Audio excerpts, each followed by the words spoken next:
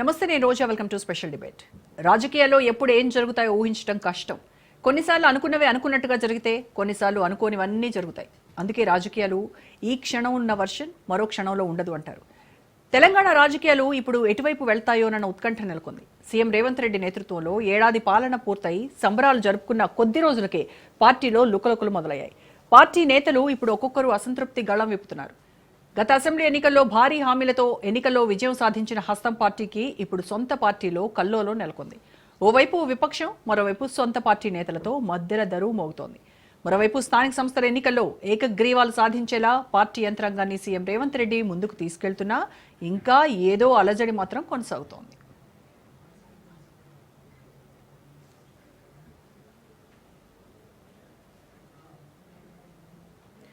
ఇటీవల కాంగ్రెస్ ఎమ్మెల్యేలు రహస్య సమావేశం పార్టీలో అసలేం జరుగుతోందన్న టెన్షన్ వాతావరణాన్ని క్రియేట్ చేసింది. తాజాగా సీఎల్పీ భేటీలో తాము డిన్నర్ కోసమే మీటింగ్ అయ్యామంటూ నేతలు మొత్తం వ్యవహారాన్ని చిన్నగా చూపించాలని ప్రయత్నించినా ఇంకేదో తేడా కొడుతోంది. మొత్తం వ్యవహారాన్ని కాంగ్రెస్ హైకమాండ్ ఖండిస్తున్నప్పటికీ పార్టీలో ఇంకేదో జరుగుతోందన్న బెంగ వెంటాడుతోంది. తాజాగా జిల్లాల వారీగా కాంగ్రెస్ ఎమ్మెల్యేలతో భేటీ కావాలని కాంగ్రెస్ హైకమాండ్ నిర్ణయించడం కూడా వ్యవహారం ముదిరి పాకాన పడ్డట్టు అర్థమవుతోంది. రాష్ట్ర కాంగ్రెస్ వ్యవహారాల ఇన్ఛార్జ్ దీపాదాస్ మున్షి పార్టీ నేతలతో భేటీ కావాల్సిన పరిస్థితి వస్తోందంటే పార్టీలో సంథింగ్ ఏదో జరుగుతోంది అన్న చర్చ మొదలైంది. మంత్రి పదవుల కోసం చాన్నాళ్లుగా ఎదురు చూస్తున్న నేతలు తమ భవిష్యత్ ఏమవుతుందోనన్న బెంగలో ఉండగా, మరికొందరు నేతలు, ప్రభుత్వ పెద్దలు తమను కనీసం గౌరవించట్లేదన్న ఆవేదనతో ఉన్నారు. పార్టీ అధికారంలో ఉన్నా తమకు ప్రతిపక్షానికి పెద్ద తేడా లేదన్నట్టుగా గ్రౌండ్ సిచ్యువేషన్ ఉందన్న భావనను కొందరు వ్యక్తం చేస్తున్నారు.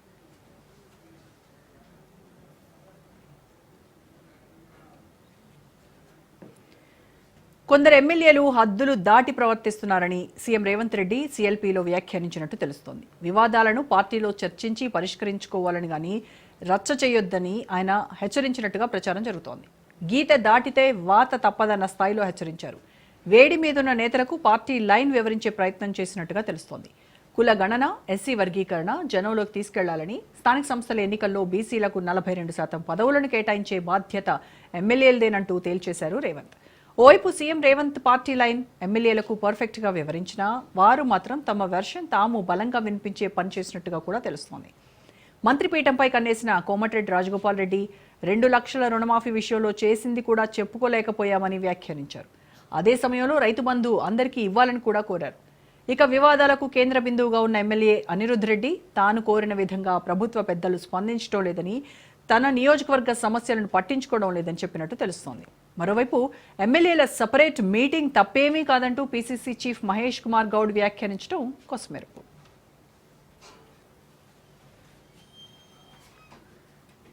మరోవైపు ఫిరాయింపుదారుల విషయం సుప్రీంకోర్టులో పెండింగ్లో ఉండటంతో తీర్పు ఎలా వస్తుందోనన్న బెంగ కాంగ్రెస్ పార్టీలో ఉంది.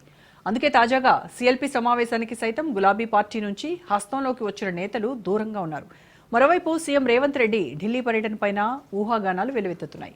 తెలంగాణలో మరోసారి నామినేటెడ్ పోస్టుల భర్తీకి రంగం సిద్ధమవుతోందన్న సందేశం అందుతుంటే, కేబినెట్ విస్తరణ లేదంటే ప్రక్షాళనకు సైతం గ్రీన్ సిగ్నల్ లభించినట్టు ప్రచారం జరుగుతోంది. మొత్తంగా తెలంగాణ రాజకీయం రసకందాయంలో పడింది. ఇప్పుడు తెలంగాణ రాజకీయం ఎటు నుంచి ఎటువైపు వెళ్తుందో అర్థం కాక కాంగ్రెస్ కింద మీద పడుతుంటే ఇదే తగిన ఛాన్స్ అంటోంది గులాబీ పార్టీ. పోయిన చోటే వెతుక్కోవాలన్న సిద్ధాంతంతో ఫిరాయింపు ఎమ్మెల్యేల విషయంలో బీఆర్ఎస్ సుప్రీంకోర్టులో పోరాటం చేస్తోంది.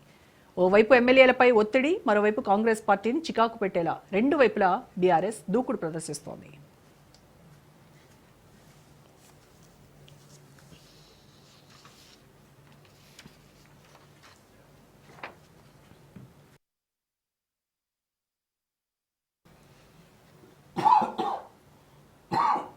రైట్, కాంగ్రెస్లో కల్లోలం, ఇదే టాపిక్ పైన ఇవాళ డిబేట్లో డిస్కస్ చేద్దాము.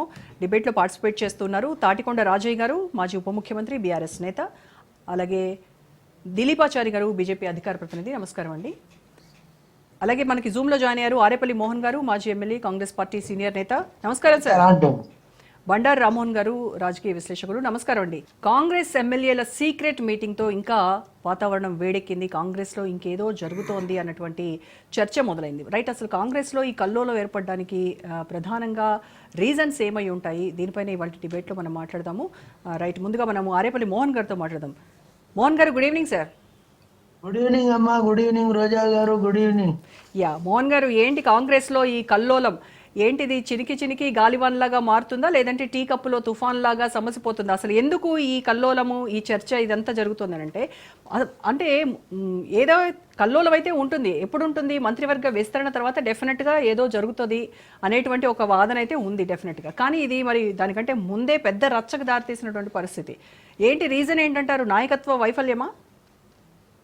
నాయకత్వ వైఫల్యం కాదు కానీ అంటే అవసరాలు తీరుతాయి లేవు అనే ఒక రకమైన మీమాంసతోని అభద్ర భావంతో కొంతమంది మరి అలా చేస్తున్నారేమని అనిపిస్తా ఉంది. ఉదాహరణకు ఏంటంటే ఈరోజు చెప్పదలుచుకుని ఏంటంటే లోటు బడ్జెట్ తోని దాదాపు 6-7 లక్షల లోటు బడ్జెట్ తోని రాష్ట్రం ఉంది. మనము ప్రతి పని చేయాలంటే డబ్బే అవసరం. మరి ఎమ్మెల్యేలు, నేను కూడా ఎమ్మెల్యే ఉన్నప్పుడు రాజశేఖర్ రెడ్డి గారు ముఖ్యమంత్రి ఉంటే ఒక లెటర్ తీసుకుపోయి సార్ కొంచెం ఈ 10 లక్షలు 20 లక్షలు మంజూరు అంటే వెంటనే ఇచ్చేవాడు. అప్పుడున్న పరిస్థితుల్లో 2 కోట్లు అంటే కూడా అదే నిమిషం టిక్ పెట్టేవాడు. తెల్లవారి ప్రొసీడింగ్ వెళ్ళేది. ఇప్పుడు ఆ రకమైన పరిస్థితులు లేవు. ఎందుకంటే ప్రధాన కారణం డబ్బు లేదు. కాబట్టి ఎమ్మెల్యేలు కొంత అసంతృప్తి ఉండటానికి ఒక కారణము సరి అయిన డబ్బు అనుకున్న సమయంలో అనుకున్న ప్రకారం ఏదైనా లబ్ధి, ప్రజా లబ్ధి కొరకు వీళ్ళు రిప్రజెంటేషన్ చేస్తున్నప్పుడు వీళ్ళకు మంజూరీ రాకపోవచ్చు అనేది ఒక అంశం. అయితే మీరు అన్నట్టుగా డబ్బే కారణం అయితే నిజంగానే ఓకే. డబ్బు అమ్మాయి నేనేమన్నా డబ్బు అంటే నేరుగా డబ్బు అంటే లేను.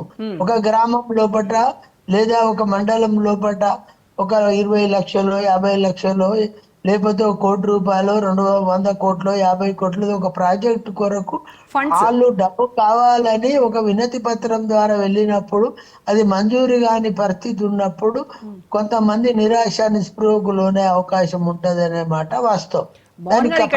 డబ్బు కాదు. ఓకే, మీరు అన్నట్టుగా నిధుల గురించి ఒక నిమిషం లెట్ మీ కంప్లీట్.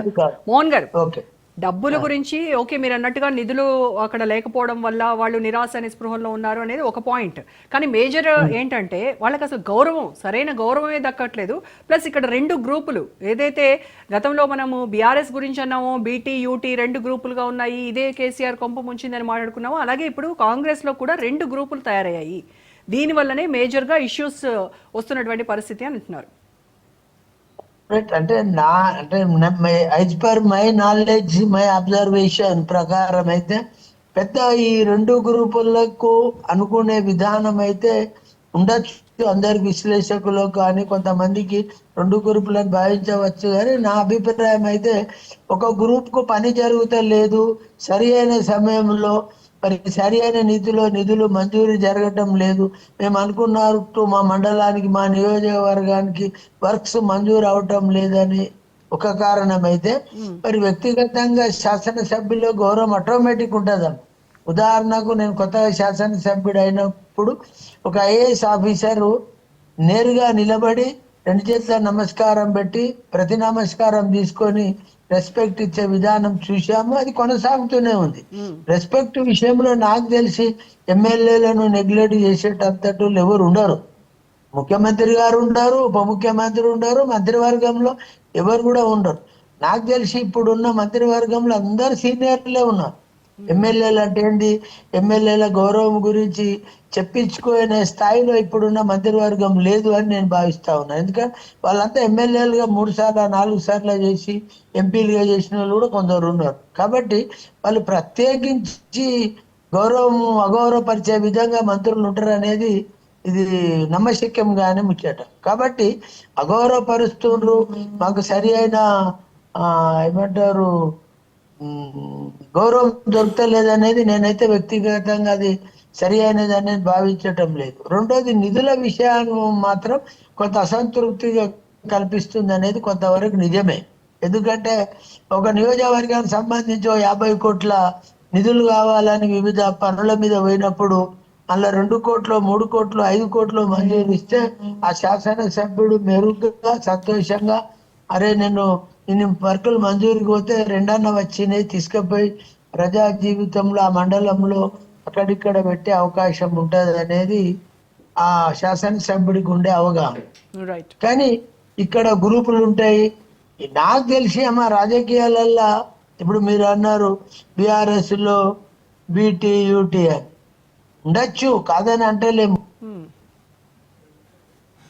గ్రూపులు ఉంటాయని నేను వ్యక్తిగతంగా భావించడం లేదు. ఎందుకంటే ప్రభుత్వము గడ్డు పరిస్థితులలో నిధులు లేక, సరైన రాబడి లేక, మరి ప్రభుత్వ పథకాలు అమలు చేయడానికే కొట్టుమిట్టాడుతున్న సందర్భంలో ఇక్కడ గ్రూపులు పెట్టి ప్రజా జీవితంలో పార్టీని పలచపరిచి ప్రజాప్రతినిధులుగా వాళ్ళకు వాళ్ళు పలచనే అవకాశాన్ని ఎమ్మెల్యేలు తీసుకుంటారని నేను అనుకోవటం లేదు.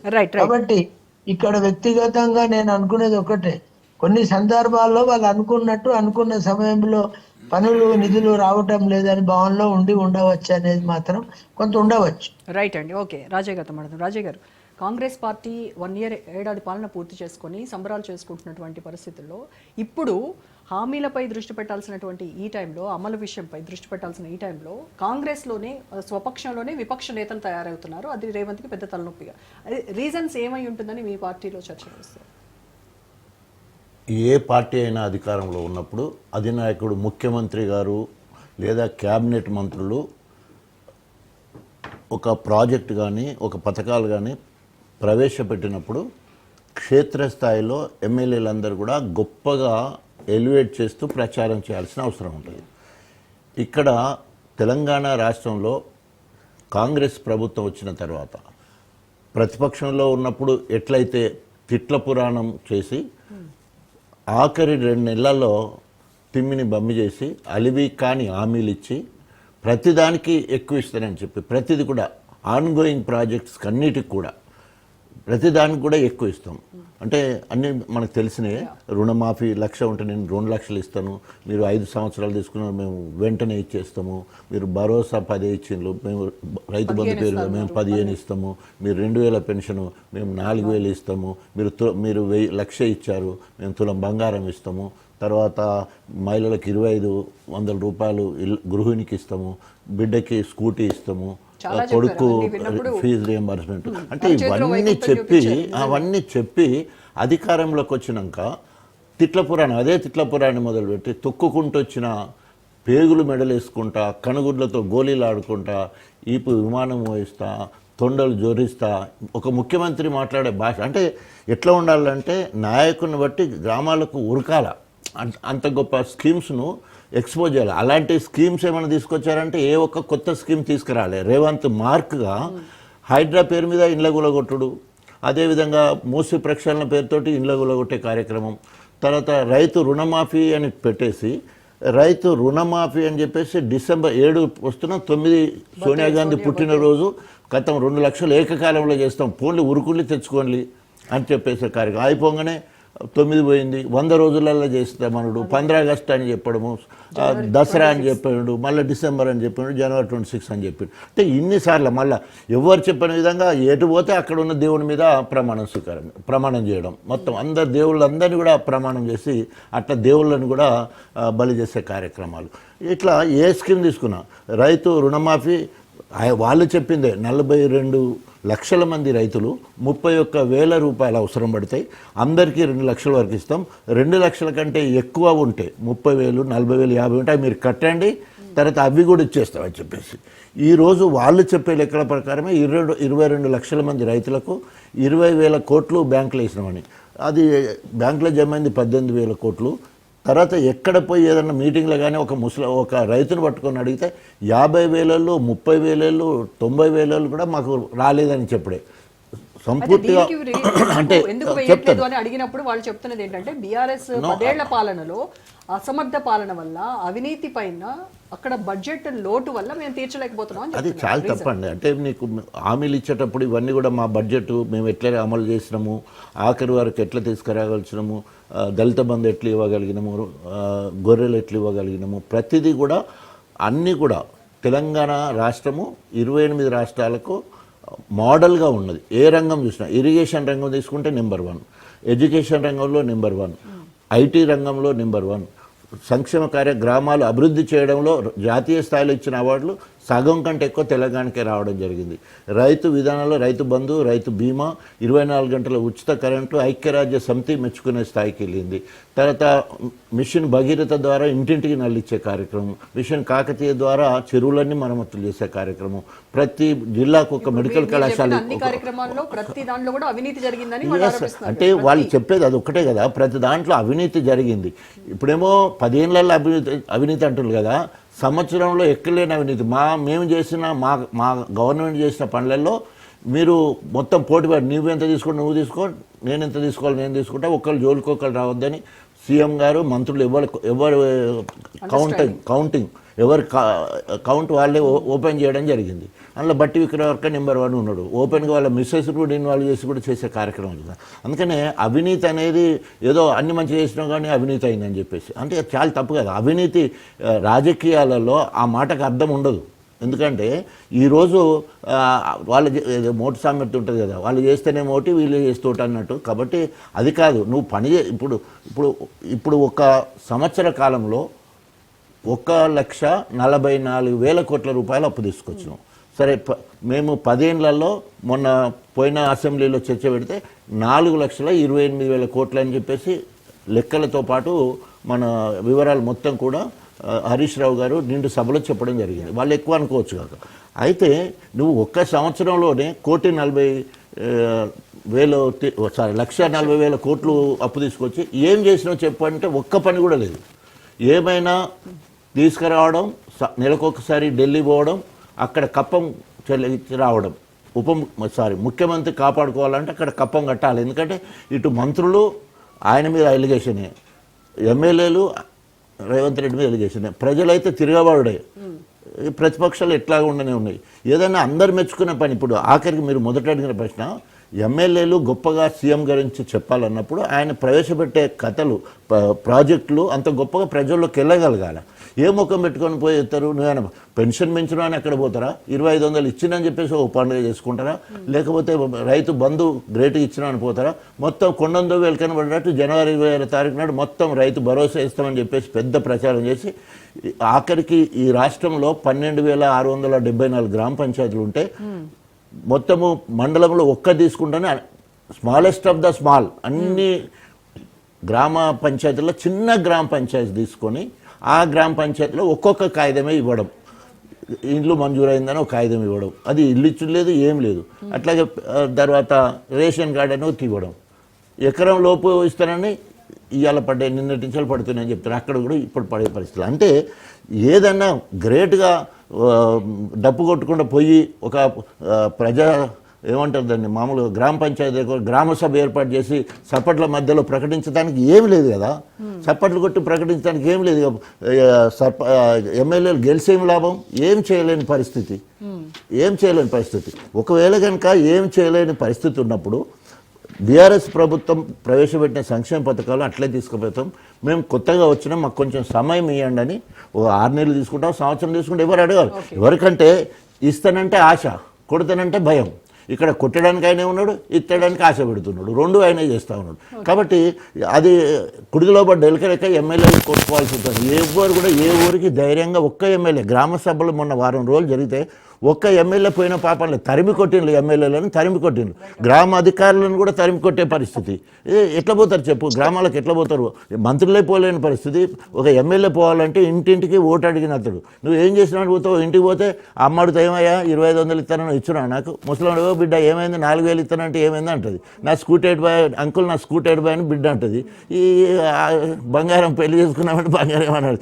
ఏ ఇంటికి పోయి ఓటు అడిగే ధైర్యము ఇవాళ కాంగ్రెస్లోకి లేదు, తిరిగే పరిస్థితి అసలుకే లేదు. It is true.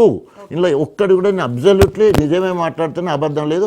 ఎమ్మెల్యే పరిస్థితి ఎట్లుందంటే కుడిదిలో పడ్డ ఎలకలాగా ఉన్నది పరిస్థితి రేవంత్ రెడ్డి ఇచ్చిన హామీల వల్ల. రైట్ దిలీపాచారి గారు ఎలా చూస్తుంది? అంటే బీజేపీ ఎందుకో సైలెంట్గా ఉంటుంది, ఇక్కడ రాష్ట్రంలో ఏం జరుగుతున్నా కూడా పెద్దగా పట్టించుకోవట్లేదు. అంటే వాళ్ళిద్దరూ ఒకటేనా? ప్రతిపక్షాలు ఆరోపిస్తున్నట్టుగా బీఆర్ఎస్ ముందు నుంచి చెప్తోంది ఆ బీజేపీ కాంగ్రెస్ రెండు ఒకటే, లోపాయికారి ఒప్పందం ఏదో ఉందని మీ మీద మొదటి నుంచి కూడా ఒక ఆరోపణ. ఇప్పుడు చూస్తుంటే మరి రాష్ట్రంలో ఇంత జరుగుతున్న సైలెంట్గా ఎందుకుంటోంది? గుడ్ ఈవినింగ్ అండి రాజ్ న్యూస్ ప్రేక్షకులకి, అదేవిధంగా మా కో ప్యానలిస్టులకి గుడ్ ఈవినింగ్. ఈరోజు చర్చ కాంగ్రెస్లో కల్లోలం.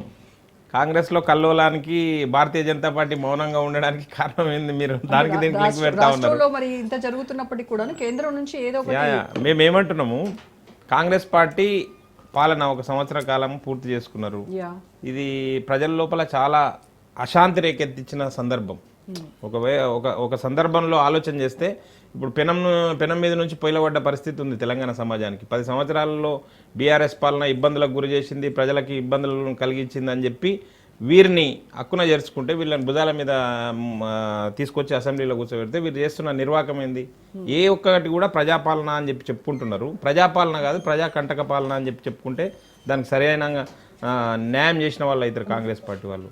ఎందుకు చెప్తూ ఉన్నామంటే ఈ అంశాలు పెద్దలు రాజా గారు చెప్పారు ఇప్పటిదాకా అన్ని విషయాలు. ఏ ఒక్క విషయం కూడా వారు సంవత్సర కాలం పూర్తయింది ఇప్పటికి కూడా. ఇంతకుముందు మోహన్ గారు మాట్లాడుతూ ఏమంటున్నారు, మాకు నిధుల లేమి వల్ల మేము అంటే డబ్బులు లంక బిందెలు ఉంటాయని చెప్పి వచ్చిర్రా? వాళ్ళు చెప్పారు కదా లంక బిందెలు ఉన్నాయి అని వచ్చినాం మేము, ఏం కనబడతలేవాడ మట్టి కుండలు కూడా తప్ప ఏం లేవు అనే పరిస్థితి. అదే లంక బిందెలేమో వాళ్ళు తీసుకుపోయారు అనుకున్నారు, ఉన్నాయని చెప్పి ఆశపడి వచ్చిర్రు అని చెప్పి వాళ్ళు చెప్పారు కదా. రేవంత్ రెడ్డి గారే చెప్పారు లంక బిందెలు అని వస్తే మాకు మట్టి కుండలు కూడా దొరుకుతలేవు అని చెప్పి. కనుక ఇది కాదు, ప్రజాపాలన చేయాలనుకుంటే ఏ రకంగా మీకు ఒక చిత్తశుద్ధి నిజాయితీ ఉంటే, కమిట్మెంట్ ఉంటే, మీరు చెప్పిన విషయాలు కొన్ని విషయాలు ఉన్నాయండి మీరు చేయలేని పరిస్థితుల్లో చేయలేమని చెప్పండి. డాంబికాలకు ఎందుకు ఈ ఇంకా ఊకదంపుడు ఉపన్యాసాలు ఇస్తూ ఉన్నారు?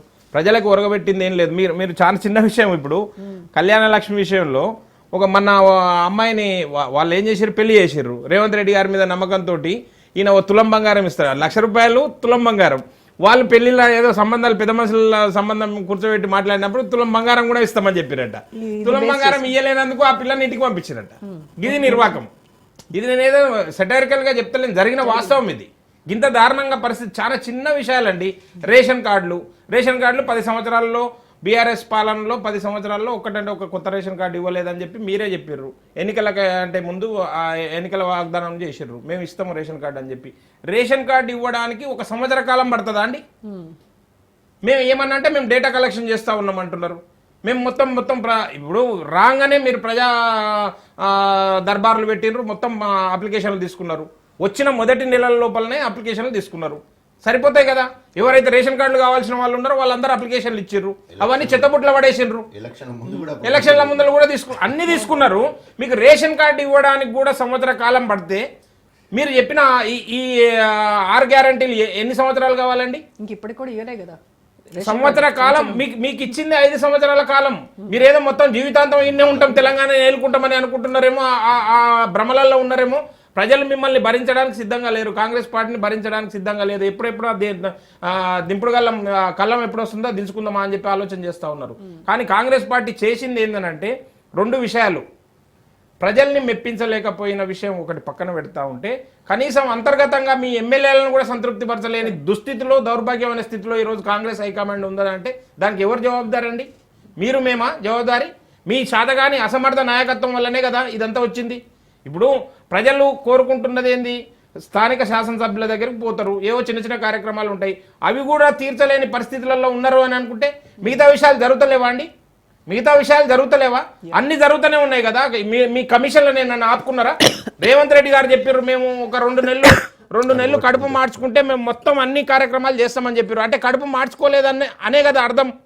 మీరు 2 నెలలు కడుపు మార్చుకోలేదు కాబట్టి ఏ కార్యక్రమం నిర్విఘ్నంగా కొనసాగుతలేదు. మీ కార్యక్రమాలు మాత్రం ముందుకు తీసుకొని పోతా ఉన్నారు. ఏ తర్వాత చెప్పొచ్చేది అంటే భారతీయ జనతా పార్టీ ఇప్పుడు తెలంగాణ ప్రజలకు ఒక ఆశాదీపంగా కనబడుతూ ఉంది. ఏదైనా ఒక కార్యక్రమం జరుగుతుంది ఇంతో అంతో అంటే కేంద్ర ప్రభుత్వం ద్వారా వచ్చే నిధుల ద్వారానే ఈ కార్యక్రమాలు జరుగుతున్నాయి. కానీ ఏ ఒక్క కార్యక్రమం ఇందిరమ్మ ఇల్లు అని చెప్తా ఉన్నారు, దాంట్లో కాంట్రిబ్యూషన్స్ కేంద్ర ప్రభుత్వం ఇచ్చిన నిధుల ద్వారా జరుగుతూ ఉంది. రేషన్ కార్డులు ఇస్తామని చెప్తున్నారు. రేషన్ ఇచ్చేది ఎవరు? ఉచితంగా రేషన్ బియ్యం ఇచ్చేది ఇప్పుడు కాదు, 6 సంవత్సరాల నుంచి ఇస్తా ఉంది 80 కోట్ల మందికి దేశంలో. అవన్నీ ఏదన్నా జరుగుతుంది అంటే కేంద్ర ప్రభుత్వం ద్వారా, మోడీ గారి ప్రభుత్వం ద్వారా ఇచ్చే నిధుల ద్వారా జరుగుతుంది తప్ప ఏది కూడా రేవంత్ రెడ్డి గారు కొత్తగా క్రియేట్ చేసి నేను ఈ వెల్త్ క్రియేట్ చేసినా ఈ ప్రజలకు వంచుతా ఉన్నా అని చెప్పడానికి సిద్ధంగా లేరు. కనుకనే ఒకవైపు ప్రజల లోపల ఆందోళన. అన్నగారు చెప్పినట్టు నిన్నమన్న గ్రామ సభలు జరిగితే ఒక్కరంటే ఒక్కరు ప్రజాప్రతినిధి, కింది స్థాయి ప్రజాప్రతినిధి కూడా గ్రామ సభలలో ప్రత్యక్షం కాలేదు. ఒకవేళ ఎక్కడన్నా పోతే వాళ్ళ మీద దాడులు చేసిండ్రు. ఎవరో ప్రజలు కాదండి, సామాన్య ప్రజలు కాదు, కాంగ్రెస్ కార్యకర్తలే. కాంగ్రెస్ కార్యకర్తలు దానికి విఘ్నాలు కలిగించారు గ్రామ సభలకి, ఎవరు కామన్ పబ్లిక్ కాదు. కనుక నేనేమంటున్నా, కాంగ్రెస్ కింది స్థాయి కార్యకర్తల నుంచి ఎమ్మెల్యే స్థాయి నాయకుల వరకు కూడా ఎవరిని కూడా సంతృప్త పరచలేకపోయిన ఈ కాంగ్రెస్ ప్రభుత్వం ఇక ఉండాలన్నా వద్దా అనేది ఆలోచన చేసుకోవాల్సిన అవసరం వచ్చింది. ప్రజలు కూడా ఖచ్చితంగా ఆలోచన చేస్తున్నారు.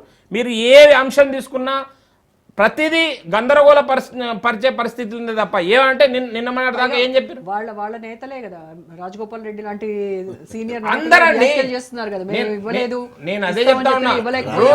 రాజగోపాల్ రెడ్డి గారు ఒక్కరే కాదు, అంతకంటే సీనియర్ నాయకుడు జీవన్ రెడ్డి గారు ఏమంటా ఉన్నారు, రాజ్ నరసింహ గారు ఏమంటా ఉన్నారు, ప్రతి ఒక్కరు అంటనే ఉన్నారు. మళ్ళీ తర్వాత వచ్చి బయటికి అంటారు. అంతెందుకండి, నిన్న మొన్న జరిగిన కులగణన సర్వే మేము మొత్తం దేశానికి రోల్ మోడల్ అని చెప్పారు కదా. కాంగ్రెస్ పార్టీకి సంబంధించిన ఎమ్మెల్సీ మల్లన్న, తీన్మార్ మల్లన్న ఏం చేసిండు, ఏడదగల పెట్టమని చెప్పిండు, చించేసిండు, అంటుపెట్టిండు. ఆయన స్టూడియో సాక్షిగా, కెమెరాల సాక్షిగా అంటుపెట్టిండు మీరు చేసిన కులగణన సర్వే. అంటే మీరు ఒకవేళ నిజంగానే కులగణన సర్వే అంతా అక్యురేట్ గా వచ్చింది అనుకుంటే చర్యలు ఎందుకు తీసుకుంటలేరు? ఆ దమ్ము ధైర్యం ఎందుకు ఉంటలేదు? నిజాయితీ ఉంటే చర్యలు తీసుకోవాలి కదా. లేదు, ఒకవేళ నిజాయితీ లేకపోతే మీ ఎమ్మెల్సీ చెప్పింది కరెక్ట్ అని ఒప్పుకోండి. ఏది ఒకటి లేదు, అంత గందరగోళ పరిచే పరిస్థితుల లోపలనే ముందుకు పోతున్నారు తప్ప ఏది కూడా లేదు. ఇంకొక విషయం అండి, 42% రిజర్వేషన్లు కల్పించి స్థానిక ఎన్నికలకు పోతామని చెప్పారు. 42% ఏ విధంగా ఇస్తారు, ఎట్లా ఇస్తారు, ఏం చేయాలి? నిన్న ప్రత్యేకంగా అసెంబ్లీ సమావేశపరిస్తే రాష్ట్రం మొత్తం టీవీల ముందర కూర్చున్నది. ఏదైనా ఒక తీర్మానం చేస్తారేమో, ఆ డేటా ముందుకు వస్తుందేమో, అది తీసుకొచ్చి ఆ తీర్మానం చేసి కనీసం ఢిల్లీకి పంపిస్తారా, పార్లమెంట్కి పంపిస్తారా అనే ఆలోచన, ఆ తీర్మానం కూడా జరగలేదు. ఎందుకు మీరు అంటే బాజా కొట్టుకోవడానికి, మీ సొంత బాజా కొట్టుకోవడం కోసం అసెంబ్లీ తీర్మానం కావాలన్నా? గాంధీ భవన్ సరిపోదా? గాంధీ భవన్ లో సమావేశం పెట్టుకోవచ్చు కదా. అసెంబ్లీ ముందరకు వచ్చి ఈ ప్రజాధనాన్ని దుర్వినియోగం చేసి మీరు అసెంబ్లీ సమావేశం పెట్టి సాధించింది ఏంటి? ఆయన అసెంబ్లీకి రాకపోయి, ఈయన అసెంబ్లీకి రాకపోయి, వచ్చిన తిట్టుకుంటా, వచ్చిన నెట్టుకుంటా ఈ కార్యక్రమం చేశారు. కానీ ప్రజలకు ఉపయోగపడ్డ కార్యక్రమం ఏం చేశారో ఒకటంటే ఒకటి చెప్పమని చెప్పండి. Right, okay. రామ్మోహన్ గారితో మాట్లాడారు. రామ్మోహన్ గారు, కాంగ్రెస్లో మనం ముందు నుంచి చూస్తే చెన్నారెడ్డి నుంచి చూస్తే ఇప్పటి వరకు కూడా ప్రతి సీఎం కూడా కాంగ్రెస్లో ఉన్నటువంటి అంతర్గత ప్రజాస్వామ్యం ఎక్కువ అవ్వడం మూలాన వచ్చేటువంటి ఇబ్బందులు ఎదుర్కొన్న వాళ్ళే మనం చూస్తూనే ఉన్నాం. అయితే రేవంత్ కూడా ఆ సెగ తప్పట్లేదులాగా ఉంది. అంటే మరి ఈ కల్లోలం అంతా చూస్తే ఇదేదో టీ కప్పులో తుఫాన్ అనుకోవాలా, లేదంటే నిజంగానే పెద్ద తుఫాన్ లాగా మారి పార్టీని కుదిపేసేటువంటి అవకాశాలు ఉన్నాయంటారా? రోజా గారు, మీకు, ఆరేపల్లి మోహన్ గారికి, పెద్దలు మన రాజయ్య గారికి, అట్లాగే దిలీపాచార్య గారికి అందరికీ నమస్కారం. మన రాజ్ న్యూస్ ప్రేక్షకులు కూడా. ఇంతకుముందు ఒక మాట చెప్పారు, అది రాజయ్య గారు, పెడతానంటే ఆశ, కొడతానంటే భాగ్యం. అలవి గాని హామీలు ఇచ్చి ఒకటేమో ప్రజల్లో బదనామైంది. నిజంగా రాజయ్య గారు, దిలీపాచార్య గారు చెప్పిన వాటిలో పూర్తిగా ఏకీభవిస్తాను సార్. రాజకీయంగా మూటలు మోసలు అట్లాంటివి నేను చెప్పలేను, కానీ మిగతా అంశాలు మాత్రం ప్రజల దృష్టిలో నేను కూడా అంగీకరిస్తున్నాను. రెండో విషయం ఏంటంటే, గతి లేని సంసారం చేయొచ్చు కానీ శుద్ధి లేని సంసారం చేయరాదు అని ఒక సామెత. ఇప్పుడు సమస్య ఏమొచ్చింది, మీరు అన్నట్టు చెన్నారెడ్డి నుంచి కాదు, అసలు కాంగ్రెస్ పార్టీ అంటేనే అంతర్గత ప్రజాస్వామ్యం అనే పేరు మీద బాగా ఒక రకంగా విశృంఖలత్వం ఎక్కుంటుంది. మనం చూస్తున్నాం, అందరూ మాట్లాడతాం.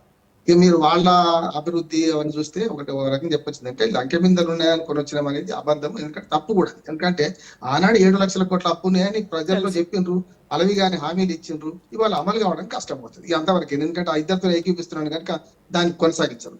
మీరు అడిగిన ప్రశ్న, ఇవాళ అంతర్గత ప్రజాస్వామ్యం పేరు మీద మరి ఈ గతి లేని సంసారం చేయొచ్చు, శుద్ధి లేని సంసారం ఎట్లా చేస్తారని నేను అంటున్నాను. దానికి కారణం ఏంటంటే, మీరంటే 2 వర్గాలు కాదు, 4 వర్గాలు తయారైంది కాంగ్రెస్ లో. ఒకటేమో రేవంత్ రెడ్డి గారు వచ్చిన వర్గం ఒకటి ఉంది గతంలో, ఒరిజినల్ కాంగ్రెస్ వర్గం, వి హనుమంతరావు గారు, జానారెడ్డి గారు, ఇట్లా ఒకటి ఉంది. కానీ ఇప్పుడు ఇంకొక 2 వర్గాలు తయారైంది. ఎస్సీల చీలికలు వచ్చింది రోజా గారు, అట్లాగే బీసీల చీలిక వచ్చింది. స్వయంగా తీర్మార్ మల్లన్న గారు సరే ఆయన మాటతో ఏకీపించారు, తప్పు కూడా అట్లా మోటి మాటలు మాట్లాడడం. కానీ విమర్శించే క్రమంలో చేస్తున్నారు కదా. మందకృష్ణ మాది గారు కూడా క్లియర్ చెప్పారు, ఇది తప్పు జరిగింది, మా మాలలకు ఎక్కువ న్యాయం జరిగింది, మనకు మాదిగలకు తక్కువ న్యాయం జరగలేదని చెప్తున్నారు కదా. అందుకని ఇక్కడ ఏమైతుందంటే, ఈ గతి లేని సంసారం బదులు శృతి లేని సంసారం వల్ల ఏమొస్తుందంటే 4 సమస్యలు వస్తున్నాయి. ఒకటి, మొదటి నుంచి చూడండి, రేవంత్ రెడ్డి గారు 14 నెలల పాలన. ఇప్పుడు 14 నెలలు, ఇవాళ 6వ తారీఖు, రేపటికి 14 నెలల పాలన. ఈ 14 నెలల్లో జరిగింది ఏంటంటే, మైండ్ గేమ్ రాజకీయాలు, డైవర్షన్ పాలిటిక్స్. మీరు చూడండి, ఫస్ట్ ఏది మేడిగడ కుంగిబాటు, తర్వాత టెలిఫోన్ కుంభకోణము, తర్వాత గొర్రెల కుంభకోణము, యాదాద్రి భద్రాద్రి లొల్లి, అట్లా కాళేశ్వరం మీద కమిషన్లు, ఆఖరికి మూసి హైడ్రా, మధ్యన మనకు సురేష్ గారు మాట్లాడిన వాటి మీద సినిమా ఇండస్ట్రీని దూరం చేసుకోవడం. ఇవన్నీ చూస్తే ఎట్లా ఉందంటే, ఒకటి వెనుక ఒక నెలకు ఒక సమస్య ముందరికి వస్తుంది, దాని అందరూ మర్చిపోయకుండా మళ్ళీ ముందరికి వస్తుంది. ఇప్పుడు కులగణన రాజకీయం ముందరికి వచ్చినాయి. స్పష్టంగా చెప్తున్నాయి, కులగణన కొరివితో తలగొక్కున్నారు రేవంత్ రెడ్డి గారు. గతంలో బీఆర్ఎస్ వాళ్ళు దాచిపెట్టుకోవడం తప్ప, బీఆర్ఎస్ వాళ్ళు గతంలో ఈ సర్వే చేసి నిజంగా ఆనాడు ప్రకటించుంటే ఇవాళ సమస్య రాకపోతుండే. అది కూడా ఒక అడ్వకేట్ చెప్తున్నాను రోజా గారు, ఈ చట్టంలో ప్రకారం ఈ 2 సర్వేలు చెల్లని అంటున్నాను. చట్ట ప్రకారం ఏదైతుందో కేంద్ర ప్రభుత్వం జనగణన కులగణన చేయాల్సింది కేంద్ర ప్రభుత్వమే. జనగణన చేస్తున్నది, కులాలు కూడా వర్గాలుగా చేస్తున్నది. ఎస్సీ ఎస్టీ జనాభా లెక్కలు మాత్రమే స్వాతంత్రం వచ్చినాక, స్వాతంత్రం రాకముందు చేశారంట. కానీ ఉమ్మడి భారతదేశంలో సంస్థానాలు ఉండే, అప్పుడు బ్రిటిష్ వారి హయాంలో జరిగింది అది. కానీ 31 తర్వాత 41 ఎందుకంటే మన సెన్సెస్ జరగలేదు, 2వ ప్రపంచ యుద్ధం వచ్చింది. 51 నుంచి ఇప్పటిదాకా 7 సెన్సెస్ చేస్తే 7 జనాభా లెక్కలలో కూడా ఎస్సీ ఎస్టీ జనాభా లెక్కలు మాత్రమే తీస్తున్నారు. అది కూడా వర్గీకరణ ఉండదు. ఎస్సీలో ఎస్సీ జనాభా, ఎస్టీ జనాభా అంతే ఉంటది. కానీ వాళ్ళ ఒక మంచి మాట నన్ను రేవంత్ రెడ్డి గారిని అభినందిస్తున్నా, ఏంటంటే మంచో చెడ్డో వాళ్ళు చేయలేని పని నేను కులగణన చేస్తాను. కానీ కులగణన చేస్తానని విడిచిపెట్టి అవంతా పక్కన పెట్టి ఇవాళ సామాజిక ఆర్థిక కులగణన చేసే ప్రయత్నం చేసి 56 ప్రశ్నలు, ఉప ప్రశ్నలతో 75 ప్రశ్నలు పెట్టి ఇవాళ ఎక్కడికి వచ్చిందంటే కొండని తవ్వి ఏల్కని కూడా పట్టలేదు అంటున్నాను నేను. నేను అదేమైంది బదనామైన అనవసరంగా. ఇప్పుడు చూడండి, మొత్తం నేను చెప్పిన సిలిసిలాల ప్రతిదీ కూడా అరకొర చేసుకుంటూ బదనాం అవుతున్నారు. ప్రజలలో బదనాం కావడానికి కారణం ఏంది? ఇవాళ ప్రతిపక్షాలకు ఊతం ఇవ్వడానికి కారణం ఏంటంటే 37 దాడిని ఎదుర్కొంటున్నారు రేవంత్ రెడ్డి గారు. ఒక దాడి ఏమో పార్టీలకు ఇంటర్నల్ గా, ఇది నేను చెప్పిన 4 వర్గాలు. రెండోది బీఆర్ఎస్ పార్టీ నుంచి, మూడోది బీజేపీ నుంచి ఎదుర్కొంటున్నారు. ఈ 4 కలిసి ఏమైతే ప్రజల నుంచి ఎదుర్కొంటున్నారు. దీనికి కారణం ఏంటంటే ఆలోచన రహితంగా ముందు చేసేది వెనుక చేసేది ముందు చేస్తున్నారు. ఉదాహరణ చూడండి, హైడ్రా విషయంలో ప్రజలు భయపెట్టిండ్రు. నేను మొదటి నుంచి చెప్తున్నాను, హైడ్రా ఎవరు సమర్థించక ఎవరుంటారు? మూసి ప్రక్షాళన హైడ్రాని తప్పనిసరి అందరూ ఆహ్వానించడం. కానీ చేసిన పని ఎట్లా చేసిండ్రు? ఇప్పుడు మనం భోజనం చేస్తే రోజా గారు మొదలు పచ్చడి కలుపుకుంటాం, తర్వాత కూర వేసుకుంటాం, తర్వాత పప్పుచారు పోసుకుంటాం, తర్వాత పెరుగు వేసుకుంటాం. ఇట్లా పోతే ఇప్పుడు పెరగాలని కాడికి వచ్చింది మొదలు. ఇప్పుడు ఏం పెరగాల నుంచి మొదలు పెట్టాడు. అందుకనే కోర్టు కూడా మందలించిన తర్వాత ఇప్పుడు హైడ్రా ఆగాల్సి వచ్చింది కదా, ఏ పద్ధతిలో ఏం చేయాల్సి వచ్చింది కదా.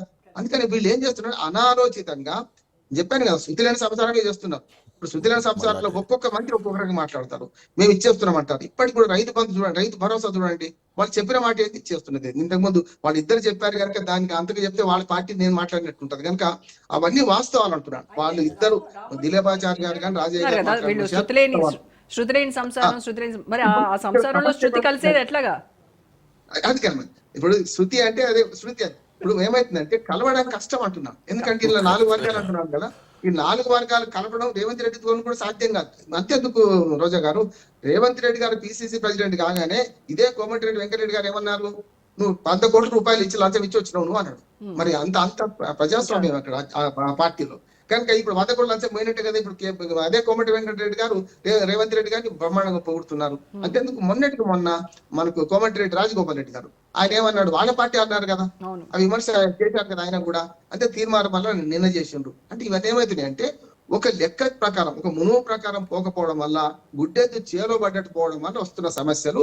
దీనికి పరిష్కారం ఒకటే ఉంటుంది, ఏంటంటే అధిష్టాన వర్గం ఏం చేయాలంటే ఈ అందరినీ సమాధాన పరచాలి, నెంబర్ 1. రెండోది, ప్రతిరోజు పరగడిపోయిన సమస్య ఉన్నది. ఇప్పుడు ఏమైందంటే అయ్యగారి సంపాదన అమ్మగారి పసుపు కుంకుమ అన్నట్టు జీతపద్యాలు సరిపోతుంది, వీళ్ళు అప్పులు చేసే మళ్ళీ ఇవి చేయాల్సి వస్తుంది. అందుకని అధికారంలోకి వస్తామో రామో అని నమ్మకం లేకనే ఆనాడు ఇన్ని 60 కానీ హామీలు ఇచ్చారు. ఆనాడు కేసీఆర్ గారు సంక్షేమం అభివృద్ధి పనులు అని అనుకుంటే అప్పుడే అన్నాం, ఎక్కువైతే సంక్షేమం ఎక్కువైతే కష్టమైతే అన్నాము. కానీ దాన్ని మించిస్తా అన్నాడు కదా, ప్రతి పథకంలో చూడండి అంతకు మించి అన్నారు. మళ్ళీ షరతులు వర్తిస్తున్నాయి కదా, ఇప్పుడు అన్నిటి షరతులు వర్తిస్తున్నారు. చూడండి, మీరు వడ్లకు బోనస్ అంటే 500 వడ్లకు బోనస్ అంటే సన్న వడ్లకి మనమే చూసుకోలేకపోయాం. అన్ని షరతులు వర్తిస్తాయి, అన్ని షరతులు వర్తిస్తున్నాయి, వరుసగా షరతులు వర్తిస్తున్నాయి. అంటే దానికి కారణం ఏంటంటే మంచం ఉన్నంత కాళ్ళు దాపుకోవాలి, కానీ మంచం పొడుగానే పెంచాలి, లేకుంటే కాళ్ళని నరికేసుకోవాలి. ఇప్పుడు కాళ్ళు నరికేసుకునే పని చేసుకుంటున్నారు అంటున్నాడు. కాళ్ళు నరికేసుకునే పని, మంచం పెరగదు. ఇప్పుడు మంచం పెరగాలంటే ఆర్థిక స్థితులు మెరుగు కావాలి. వీళ్ళు ఇచ్చిన హామీలు అమలు కావాలంటే 1,40,000 కోట్ల రూపాయలు కావాలమ్మా. ఆనాడు కాంగ్రెస్ వాళ్ళతో నేను మొత్తుకున్న వాదించినా కూడా, అయ్యా మీరు ఇటువంటి హామీలు ఇవ్వకండి, తప్పుడు హామీలు ఇవ్వకండి, ఉచిత హామీలు ఇవ్వకండి. ఇప్పుడు ఎవరు ఒక మాట అమ్మా, ఎవరు అడిగిండ్రు బస్ ప్రయాణం ఇవ్వని? అడగలే కదా. ఇప్పుడు ఆర్టీసీకి బకాయి ఉన్నారు. ఎవరు అడిగిండు తులం బంగారం ఇవ్వని? ఎవరు అడగలే కదా. బంగారం హామీ ఇచ్చారు. అంటే ప్రతి వర్గాన్ని ఆఖరి నిరుద్యోగ వృత్తి. నేను ఏమంటున్నాను, రేవంత్ రెడ్డి హామీ ఇచ్చినట్టు తప్పు పట్టదు అనొచ్చు. కానీ స్వయంగా రాహుల్ గాంధీ, ప్రియాంక గాంధీ, సోనియా గాంధీ ముగ్గురు వచ్చి గ్యారంటీ మేమిస్తాను వరంగల్ డిక్లరేషన్ పోయింది, మీకు కామారెడ్డి డిక్లరేషన్ పోయింది, హైదరాబాద్ సరూర్ నగర్ డిక్లరేషన్ పోయింది, యువతకు నిరుద్యోగ యువతకు 3,000 రూపాయలు 4,000 రూపాయలు నిరుద్యోగ గుర్తిస్తానని ఎటు పోయింది? ఏమైందంటే రోజా గారు ఒక మాట చెప్పి ముగిస్తాను. కర్ణాటకలో మొదలైన జబ్బు ఇవాళ ఢిల్లీ దాకా పాకింది. ప్రతి దగ్గర కూడా అన్ని రాజకీయ పార్టీలు ఒక్కటి అంటలేదు, అన్ని రాజకీయ పార్టీలు అనుచిత ఉచితాలు ఏది పడితే అరచేతిలో స్వర్గం చూపించారు, తర్వాత మోచేతికి బెల్లం పెడుతున్నారు. సమస్య జరుగుతున్నది. అరచేతిలో స్వర్గం చూపెట్టేటప్పుడు ఉండాలి, ఏం సంగతి అవుతుందా కాదా అని నేనన్నమాట కాదు. మల్లికార్జున ఖర్గే గారు కాంగ్రెస్ పార్టీ జాతీయ అధ్యక్షుడు అన్నాడు, మీరు హామీలు ఇచ్చినప్పుడు మహారాష్ట్ర ఎన్నికల సందర్భంగా వట్టేప్పుడు అంటే మహారాష్ట్ర ఎన్నికల సందర్భంగా మీరు హామీ ఇచ్చినప్పుడే అమలు అవుతాయా కావా మన రాష్ట్ర బడ్జెట్ అంతా చూసుకొని ఇవ్వన్నారు. మోడీ గారు కూడా అదే చెప్పిండ్రు. ఇప్పుడు ఢిల్లీ ఎన్నికలు చూస్తున్నారు కదా, ఆమ్ ఆద్మీ పార్టీ విమర్శించిండ్రు. ఇప్పుడు ఈ 2 పార్టీలు ఒకరికంటే ఎక్కువ ఇవాళ 8,500 రూపాయలు కాంగ్రెస్ పార్టీ హామీ ఇచ్చింది ఢిల్లీ ఎన్నికల సందర్భంగా. ఏది మహిళలకు ఇస్తాం 8,500 రూపాయలు సంవత్సరానికి ఇస్తా అన్నారు. ఎక్కడి నుంచి వస్తాయి డబ్బులు? అందుకని ఇప్పుడు ఏమైందంటే వాళ్ళనిగానే హామీలు ఇచ్చి ఇప్పుడు బాధపడుతూ చేస్తున్నది ఒకటే. ఇది రెండోది ఏమైతుందంటే వాళ్ళకి ఇంటర్నల్ గా చాలా ఈ 4 గ్రూపులు కొట్టాడుకుంటున్నారు. ఖచ్చితంగా కొంత అవినీతిని సహిస్తారు రోజా గారు, అహంకారం సహించారు. మీరు అవినీతిని సహిస్తారు కానీ అహంకారం సహించడానికి మన కేసీఆర్ ఉదాహరణ, అక్కడేమో జగన్మోహన్ రెడ్డి ఉదాహరణ, దేశంలో మోడీ గారు ఉదాహరణ అంటున్నాను. నేను ముగ్గురికి వ్యతిరేకం కాదు. అవినీతిని సహిస్తారు. ఎవరు తింటలేడండి అంటారు రోజా గారు. ఇప్పుడు అవినీతి గురించి ఏమంటారు, ప్రజలు అలవాటు అయిపోయారు. ఎవరు తింటలేడు, వాడు వచ్చిన వింటే వీళ్ళు వచ్చిన అంతే అని అంటున్నారు. కానీ అహంకారం సహించారు. మనం ఇంటికి వచ్చిన వాడికి భోజనం తిన్నావా బిడ్డ, భోజనం చేస్తారా అడిగితే పెట్టినంత బరాబడి. అది పోయింది అనుకోండి, ఖచ్చితంగా పార్టీలు పతనం అవుతాయి, రాజకీయ నాయకులు పతనం అవుతారు. ఇలా ఒక్కటే మాట ఏంటంటే ఇవాళ రేవంత్ రెడ్డి గారు ఇప్పుడు తెలివిని తెచ్చుకొని అయ్యా ఈ ఏకం చేసుకోవాలి. ఒకటి మొట్టమొదటి ఇంటర్నల్ గా అంటే ఇంటా బయట ఇప్పుడు ఎదుర్కొంటున్నారు కదా, ఇంట్లో సెట్ చేసుకోవాలి. ఇంట్లో ఇప్పుడు కూట్లే రాయి తిన్నప్పుడు తీస్తే ఏట రాయి తీయొచ్చు కనుక ఇంట్లో సెట్ చేసుకొని ప్రతిపక్షాల మీద దాడి చేయాలి. అందుకని ఇప్పుడు కులగణన అట్లాగే వర్గీకరణ ఈ 2 కూడా ఆయన మెడలు చుట్టుకున్నాయి. దీని నుంచి బయటపడడం కష్టం. 42% రిజర్వేషన్లు చట్టపరంగా ఇవ్వలేరు. ఎట్లా ఇవ్వలేరు అంటే చట్టపరంగా 23% కేసీఆర్ గారు తెలుగుకోరు కాదు, ఆనాడు 50% రిజర్వేషన్ దాటొద్దని సుప్రీంకోర్టు పెడితేనే 23% కుదించాల్సి వచ్చింది. ఎన్టీ రామారావు గారు ఇచ్చారు. ఒక్క మాట. ఇప్పుడు ఒకవేళ 42% రిజర్వేషన్లు సవాలు ప్రతిపక్షాలు కూడా స్వీకరించాలి. బీసీలకు హక్కుగా 42% రిజర్వేషన్ ఇవ్వాలంటే 23% మేము చట్టబద్ధంగా ఇవ్వండి, మిగతా ఓసీ సీట్లలో ఇవ్వండి, ఎందుకు ఇవ్వద్దు? అందుకని ఆ సవాల్కి మిగతా పార్టీలు కూడా స్వీకరించాలంటున్నాను. చట్టబద్ధంగా ఇవ్వమనే పార్టీలు కోరుతున్నాయి. చట్టబద్ధంగా ఇవ్వలేకపోతే ఇప్పుడైనా సరే కనీసం ఆ 42% సీట్లు పార్టీలు ఇచ్చింది అనుకోండి, బీసీలను సంతృప్తి పరచవచ్చు. ఆరేపల్లి మోహన్ గారితో మాట్లాడదాం. మోహన్ గారు, మీరు చారిత్రాత్మక నిర్ణయంగా చెప్పుకుంటున్న ఈ కుల గణన ఏదైతే ఉందో దాన్ని ఆ రోజు ప్రవేశపెట్టిన రోజు కూడా ఇది చరిత్రలో లిఖించదగినటువంటి రోజు అని చాలా ప్రతిష్టాత్మకంగా చాలా గర్వంగా చెప్పుకున్నారు. అదే కుల గణన ఇప్పుడు మీ పార్టీ మెడకు చుట్టుకుంది, మీ ప్రభుత్వం మెడకు చుట్టుకుంది. ఎందుకంటే మీ పార్టీలోనే భిన్న అభిప్రాయాలు వ్యక్తమవుతున్నాయి దీనిపైన. మనం చూసాము, మీరు ఏరి కోరి తెచ్చుకున్న ఎమ్మెల్సీ తీన్మార్ మల్లన్న ఎలాంటి వ్యాఖ్యలు చేశారో కూడా చూసాం మనం. కానీ మరి ఎందుకు మీరు చర్యలు తీసుకోలేకపోతున్నారు ఆయన మీద? ఎందుకు అది ఇప్పుడు తీర్మానం మల్లన్న మీద చర్యలు తీసుకున్న దానికి గాంధీ భవన్ లో డిసిప్లినరీ కమిటీ ఉంటది. పార్టీ పరంగా చర్య తీసుకుంటారు, నోటీసులు ఇస్తారు, అడుగుతారు. అవసరం పడితే మంచి వాళ్ళని ఎక్స్పెల్ చేసే అవకాశం ఉంటే కూడా ఆడదాకా పోతుంది. అది కాదు. ఇప్పుడు మేము కులగణనను ఎందుకు చరిత్రాత్మక అన్నమంటే 2011 జనాభా లెక్కల ప్రకారం ఈ రోజు ఇది కులగణన కరెక్ట్ అనే మాటను ముఖ్యమంత్రి రేవంత్ రెడ్డి గారు ఇది చరిత్రలో నిలిచిపోయే దినం అనే మాట చెప్పిండు. 2011లో మరి ఈనాటి ప్రధానమంత్రి గారు దాదాపు 11 సంవత్సరాలు ప్రధానమంత్రిగా ఉన్నాడు. వారు ఒకసారి చేయవలసి ఉండే 2021లో కులగణన చేయవలసి ఉండే, దేశ జనాభా కూడా లెక్కల రావాల్సి ఉండే, కానీ చేయలేదే. కానీ చేయకున్నా కానీ ఈ రాష్ట్ర ప్రభుత్వం 2011 జనాభా లెక్కల ఆధారంగా తీసుకొని 42% బీసీలకు రిజర్వేషన్ కల్పిస్తాం. పెద్దలు రామ్మోహన్ రావు గారు అన్నట్టు ప్రభుత్వ పరంగా అంటే చట్టపరంగా 23% ఇచ్చినా మిగిలిన 19% పార్టీ పరంగా ఇస్తారు. ఉదాహరణ మీకు చెప్తా, ఇప్పుడు వినండి. ఇప్పుడు పార్లమెంట్ మెంబర్లకు కానీ ఎమ్మెల్యేలకు కానీ చట్టంలో రిజర్వేషన్ లేదమ్మా. ఎస్సీలు అండ్ అదర్స్ అంతేనా? SC ST and others. ఈ అదర్స్ అన్ని పార్టీలు బీసీలకు టికెట్లు ఇస్తున్నాయా? ఆడ ఈటల రాజేందర్కి ఇచ్చిన, ఈడ పొన్నం ప్రభాకర్కి ఇచ్చిన, రకరకాల మనుషులకు ఇచ్చిన, పార్టీలోని బీసీలను ఒక అవగాహనకు తీసుకొని వారికి సముచిత స్థానం కల్పిస్తుంది. అదే రీతిలో 42% మేము పార్టీ పరంగా వారికి అవకాశం కల్పిస్తామన్నమాట పెద్దలు ముఖ్యమంత్రి రేవంత్ రెడ్డి గారు చెప్పిండ్రు. షెడ్యూల్ ప్రకారము అది పార్లమెంటుకు పోయి అక్కడ ఏమంటారు చట్టసరణ జరగాల్సిన పరిస్థితి ఉంటది. కాబట్టి పార్టీల పరంగా మేము 42% ఇస్తాం కాబట్టి చరిత్రాత్మక నిర్ణయం అన్నమాట చెప్పాడు. అది కామారెడ్డి ఇంకోటి డిక్లరేషన్ లో చెప్పింది కూడా అదే కదా. అవునమ్మా, ఎస్సీ వర్గీకరణ గురించి కూడా ఆ రోజు చెప్పింది కూడా ఇంతే. ఏబిసిడి వర్గీకరణ కానీ మరి చేయమని బీసీల సంఖ్యను ఎందుకు తక్కువ చేసి చూపించారు? ఎందుకు అంటే అప్పటికి బీఆర్ఎస్ వాళ్ళు చేసిన సమగ్ర కుటుంబ సర్వేలో చూపించిన దానికి ఇప్పటికి తగ్గుతారా పెరుగుతారా? ఇప్పుడు రాజన్న లైవ్ లో ఉన్నాడు కదా, రాజన్న మీరు అడగండి. మరి కులగణన ఇంటింటి సర్వే చేసిండ్రు, ఒక్కరోజు చేసిన ఎప్పుడైనా వెబ్సైట్ లో పెట్టి ఏ కులం వాళ్ళు ఎంతమంది ఉన్నారని ఆ 10 సంవత్సరాల టిఆర్ఎస్ ప్రభుత్వం చేయగలిగిందా అమ్మా? ఇంకోటి అదేమంటాడు, దళిత బంధు అన్నాడు. అమ్మ, దళిత బంధుల హుజరాబాద్ నియోజకవర్గాన్ని పైలట్ ప్రాజెక్ట్ తీసుకొని 35% పర్సన్స్ కే ఇప్పుడు దళిత బంధు ఇప్పటి వరకు వచ్చింది. ఇంకా 63% ఎస్సీలు మిగిలి ఉన్నారన్న మాట చెప్తా ఉన్నాను. కాబట్టి ఇప్పుడు ఏమంటారు, వాళ్ళ ఎవరైనా అధికారంలో ఉన్నాడు వాళ్ళ ఇప్పుడు ఏమంటారు, ఉప ముఖ్యమంత్రి భార్య పర్సెంటేజీలు తీసుకుందనే మాట ఇప్పుడు రాజన్న అన్నాడు. తప్పు మాట. మహిళా సోదరి మనలను రాజకీయాలకు రాగి వాళ్ళు ఏదో అవినీతి పరులు అనే మాట చెప్పడం సబబు కాదు. ఎందుకంటే ఇంట్లో ఉండే మహిళ పోనీ ఆమె రాజకీయంగా ఉండే జడ్పీటీసీ ఉండే ఇదివరకు ఎమ్మెల్యే పోటీ చేసిందంటే అరే కావచ్చు అనే డిసిఎం భార్య, డిప్యూటీ సీఎం గారి భార్య, హౌస్ హోల్డ్ వైఫ్, ఆమెను లంచాలు తీసుకుందన్నమాట మాట్లాడడం నేనైతే సభ బాధ్యత పూర్తిగా ఖండిస్తా ఉన్నాను. ఈ రకరకాల మాటలు ఈ రోజు ఏమంటారు, గొర్రెలై బర్రెలై ఇవన్నీ మాటలు చెప్తారు. కానీ ఒకటి మాత్రం వాస్తవం, మనిషికి ఎవరికి కూడా అహంకారం ఉండకూడదు. అహంకారం ఉన్న అక్కడ జగన్మోహన్ రెడ్డి కావచ్చు, ఇక్కడ లోగడ కేసీఆర్ గారు కావచ్చు, అహంకారం ప్రజలు భరించారు. కాబట్టి అహంకారం ప్రదర్శించే ప్రయత్నం కాంగ్రెస్ వాళ్ళు కూడా చేయరని నేను భావిస్తా ఉన్నాను. ఒకవేళ అలాంటి సందర్భం వస్తే దయచేసి అహంకారాన్ని తగ్గించుకోవాల్సింది కూడా అందరు ప్రజాప్రతినిధులను కోరుతా ఉన్నాం. ఇకపోతే లంక బిందెలు ఉన్నాయి అనే మాట మాట్లాడు మా బీజేపీ మిత్రులు. నేనేమంటున్నా, లంక బిందెలు ఉన్నాయంటే ఆనాడు ఏమంటారు, పాత సెక్రటరియట్ ను కూలగొట్టినప్పుడు చుట్టూ పహారా పెట్టి కూలగొట్టిండు. కాబట్టి ఆ రోజు అన్నాడు ఆయన ఏమని, ఇలా లంక బిందెలు ఉన్నాయా, ఎందుకు అంత గోప్యంగా తవ్వటానికి ఆ ప్రక్రియలో ఎవరిని కూడా ఆ దగ్గర దాకా పోయి చూడనిస్తలేరు, ఇలా లంక బిందెలు ఉన్నాయా, ఇక్కడికి వెళ్ళి కేసీఆర్ ఇంటికి ఏదన్నా సొరంగ మార్గం ఉన్నదా, ఎందుకు ఇంత గోప్యంగా ఉంచుతున్నారనే మాటలో భాగంగానే లంక బిందెలు ఉన్నాయనే మాట వచ్చిందే తప్ప ప్రత్యేకించి లంక బిందెలు ఏ ప్రభుత్వంలో ఏ దేశంలో కూడా ఏమంటారు నిగూఢమైన నిధులు ఉన్నాయమ్మా.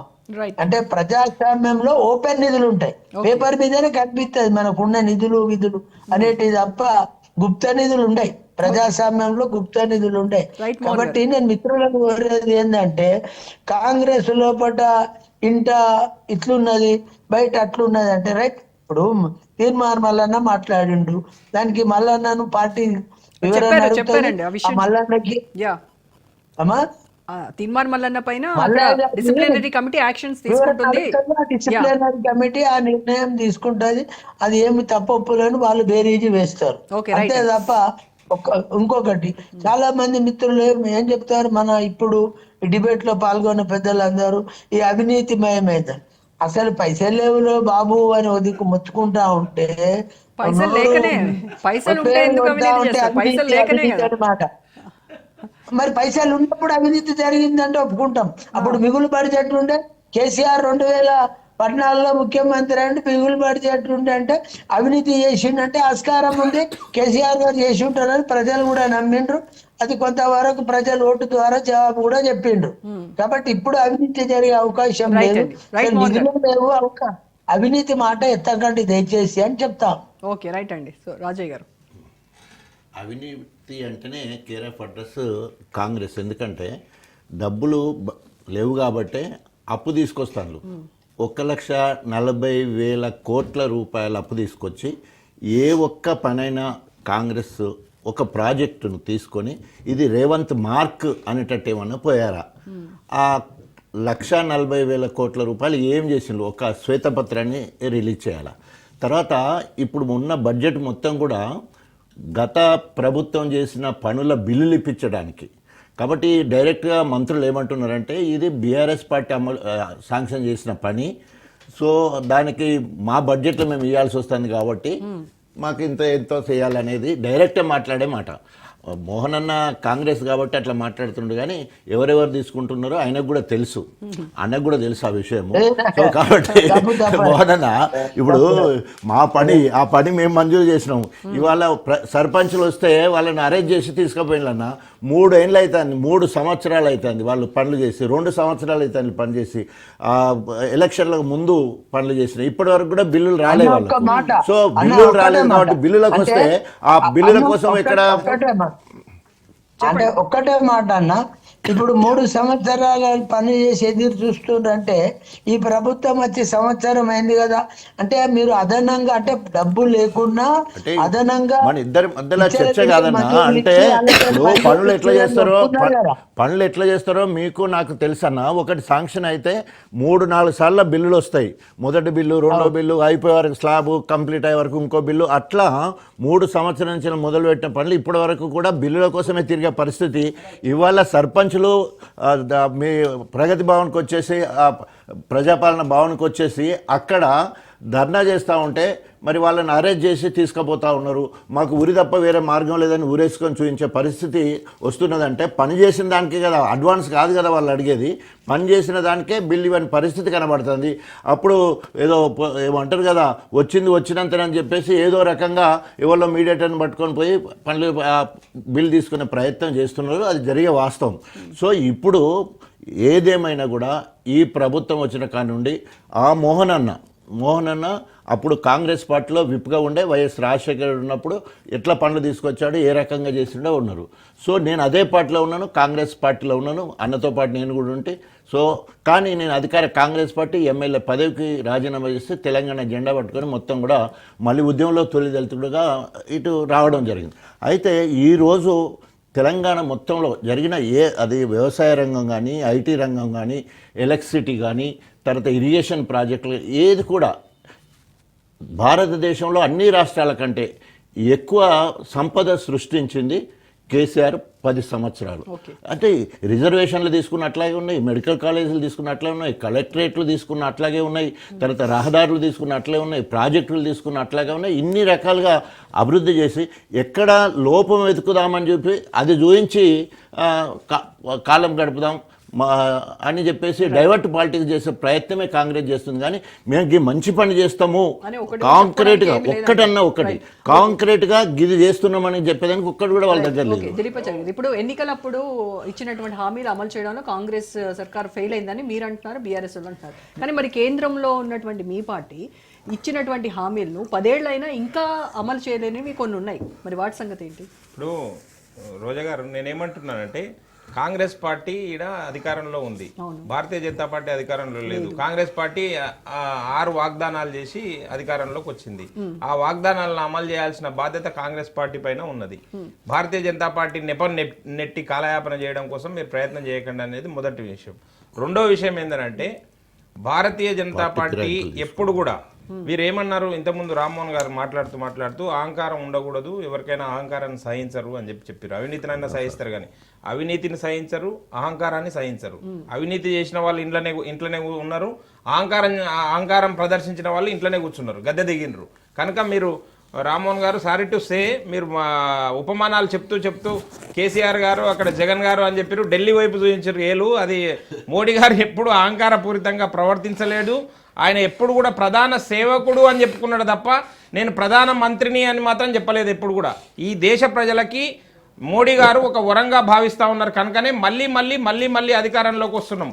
ఒక్కసారి అంటే ఏదో మసిబూసి మారేడుకాయ ఇప్పుడు కేసీఆర్ గారు చెప్పినట్టు, లేదనుకుంటే రేవంత్ రెడ్డి గారు చెప్పినట్టు ఆ వాగ్దానాలు ఇచ్చి ఆ బూటకపు వాగ్దానాలు ఇచ్చి అధికారంలోకి 3 సార్లు స్వాతంత్రం వచ్చిన తర్వాత నెహ్రూ గారి తర్వాత మొట్టమొదటిసారి 3 సార్లు అధికారంలోకి వచ్చిన పార్టీ నాయకుడు నరేంద్ర మోడీ గారు. అహంకారం ప్రదర్శిస్తేనో అవినీతి చేస్తేనో మళ్ళీ అధికారంలోకి రారు. అదేవిధంగా గడిచిన ఎన్నికల్లో ఏ రాష్ట్ర ప్రభుత్వాలను చాలా రాష్ట్రాలు చూడండి మళ్ళీ భారతీయ జనతా పార్టీ ఎన్నుకోబడుతుంది. కారణం ఏంటంటే భారతీయ జనతా పార్టీ నిబద్ధతతోటి నిజాయితీతోటి అవినీతికి దూరంగా ఉన్నాం. నేను 2 విషయాలు మోహన్ గారిని అడగదలుచుకున్నా. కాంగ్రెస్ పార్టీ నాయకులు పెద్దన్న వారు నిజాయితీగా ఉన్నారు కాబట్టి ఆ మోహన్ గారు అట్లా ఉన్నారు. లేదనుకుంటే వారు కూడా అందలాలు ఎక్కి ఊరేగుతుండే. వారు నిజాయితీగా ఉన్నారు కాబట్టి వారిని పార్టీ కూడా గుర్తించలేని పరిస్థితిలో ఉన్నాము. మేమేమంటున్నామనంటే కాంగ్రెస్ పార్టీ చెప్పింది మేము 42% రిజర్వేషన్లు ఇస్తామని చెప్పి 42% రిజర్వేషన్లు ఇవ్వాలనుకుంటే కేంద్రము పార్లమెంట్లో తీర్మానం చేయాలి, మొత్తం రాజ్యాంగ సవరణ చేయాలి. అదర్వైజ్ సుప్రీంకోర్టు దాన్ని ఎట్టి పరిస్థితుల్లో అలో చేయదు. వీళ్ళు ఏమంటారు తెలివిగా 9th షెడ్యూల్లో పెట్టి చేయిస్తాము, తమిళనాడులో చేసారు కదా అని. నేను చాలా చిన్న విషయం మోహన్ గారు మీరు చెప్పాలి, పెద్దలు రాజా గారు కూడా ఉన్నారు, అప్పుడు కాంగ్రెస్లో ఉన్నారు. 5% ముస్లిం రిజర్వేషన్లు ఇస్తామని చెప్పారు రాజశేఖర రెడ్డి గారు ఉన్నప్పుడు. ఆ 5% రిజర్వేషన్లు కూడా అమలు చేయని పరిస్థితి 9th షెడ్యూల్లో పెట్టి ఇవ్వాలని అనుకున్నారు. 5% రిజర్వేషన్లు ఇవ్వాలని చెప్పి ఇక్కడ అసెంబ్లీలో తీర్మానం చేసి ముస్లింలకి సెంట్రల్కు పంపిస్తే సెంట్రల్లో ఉన్నది ఎవరండి? సోనియా గాంధీ నేతృత్వంలో యూపీఏ గవర్నమెంట్ ఉన్నది. ఎందుకు 9th షెడ్యూల్లో పెట్టి ఇవ్వలేకపోయినరు?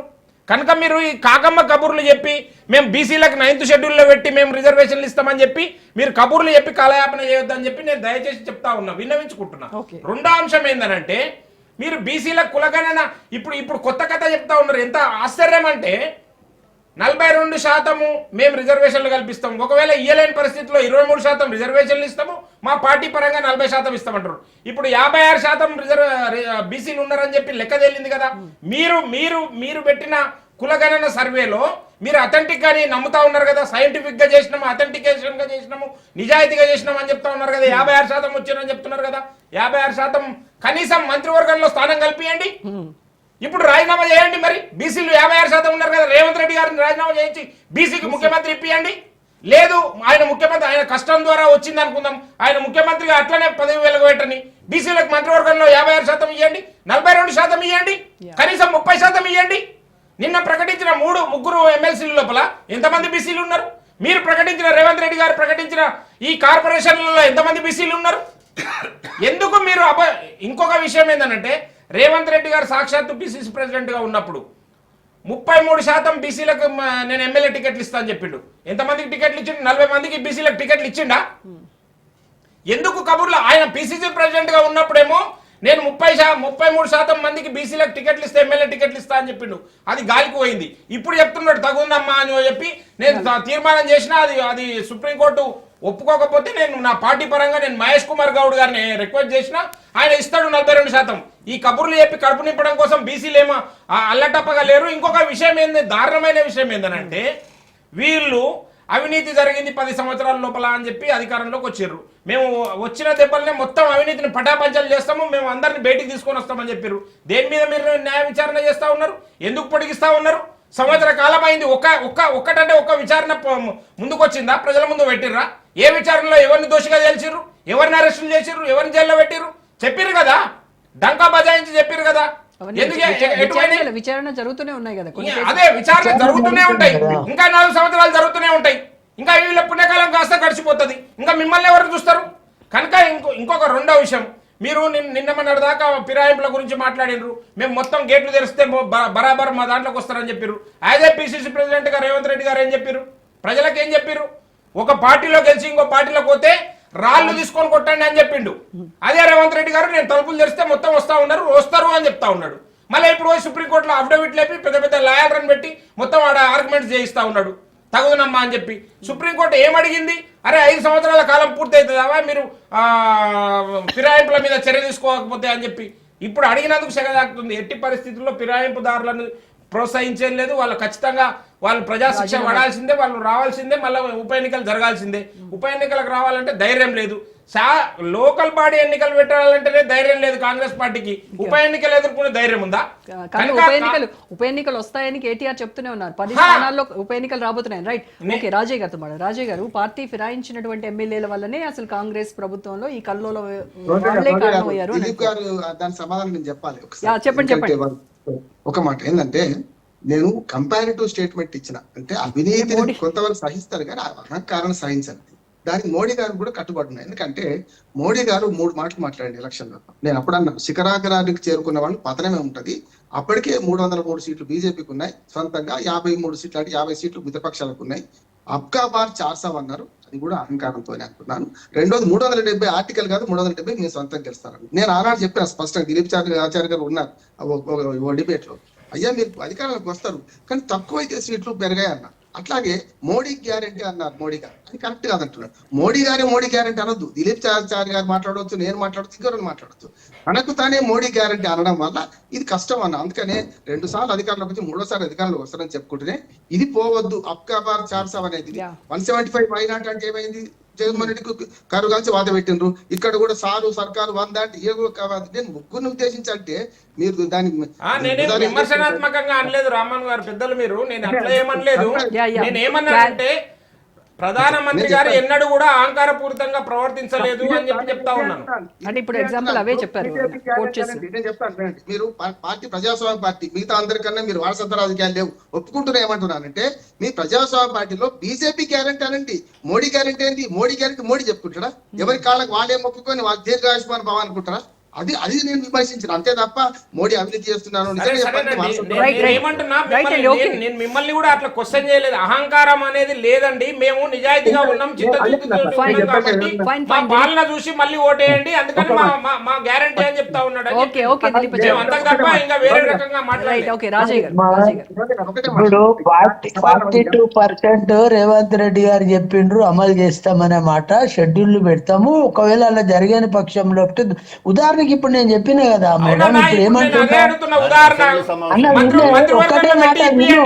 అది ఇప్పుడు జరుగుతున్నా చెప్తున్నా. మీరు ఈటల రాజేందర్ గారికి ఎంపీ టికెట్ మీరు ఇచ్చారు, అది రిజర్వేషన్ ఉందా? మల్కాజ్గిరి ఏమన్నా బీసీ రిజర్వేషన్ సీటా? ఎందుకు ఇచ్చారు?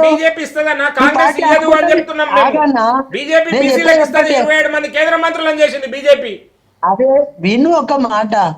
పార్టీ అనుకున్నప్పుడు 42% కాదు 50% మంది కూడా బీసీలకు టికెట్లు ఇవ్వచ్చు, సీట్లు ఇవ్వచ్చు, రాజకీయంగా ఆదుకోవచ్చు. అది తప్పేం కాదు. బీసీ కులగణన అని చెప్పి చేసి 20 లక్షల మంది బీసీలను చంపిన వాళ్ళు మీరు బీసీలకు సీట్లు ఇస్తారా? మేము నమ్మాలి? నా చెవులలో పువ్వులు పెట్టుకొని 20 లక్షల మంది బీసీలను మర్డర్ చేసిర్రు, మీరు హత్య చేసిర్రు. ఎక్కడ పోయింది సంఖ్య? ఎక్కడ పోయింది 20 లక్షల మంది బీసీల సంఖ్య? మీరు మాట అంటే మోడీ గారు 10 ఇప్పుడు 21 జనాభా గణన చేయాలి, ఎందుకు చేయలేదండి? For your kind information Mohan అన్న, మీకు అందరికీ తెలిసిన విషయమే, 21లో కరోనా సందర్భంలో జనాభా లెక్కలు పోస్ట్ పోన్ అయినాయి. ఇప్పుడు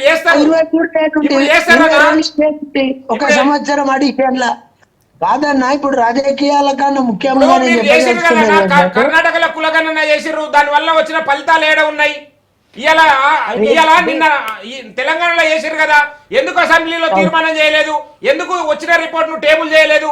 మీరు అడిగిరు కదా, టిఆర్ఎస్ చేసింది ఎందుకు ఆ రిపోర్ట్ టేబుల్ చేయలేదు అని చెప్పి. మరి మీరు చేసి ఏం చేసిర్రు? మీరెందుకు టేబుల్ చేయలేదు నిన్న అసెంబ్లీలో? మాకెందుకు అందుబాటులో పెట్టలేదు? మా కులం ఎంత ఉందో చెప్పలేదు ఎందుకు? మీరు 2011 ఏమో శాంక్టిటీగా తీసుకుంటారు, ఏది వర్గీకరణకు, ఎస్సీ వర్గీకరణకు, బీసీలకేమో ఇప్పుడు చేసింది తీసుకుంటారు. మరి ఇప్పుడు చేసింది అంత శాంక్టిటీ ఉంటే మీరు ఎస్సీ వర్గీకరణ కూడా ఏదే తీసుకోవాలి కదా? 2011 జనాభా లెక్కలు ఎందుకు తీసుకుంటారు? ఎస్సీ వర్గీకరణ అనేది దేశవ్యాప్తంగా షెడ్యూల్డ్ అంటేనే అది ఒక చట్టంలో మీకు తెలియదు ఏమున్నది, కేంద్ర ప్రభుత్వం ఆధీనంలో జరిగేది.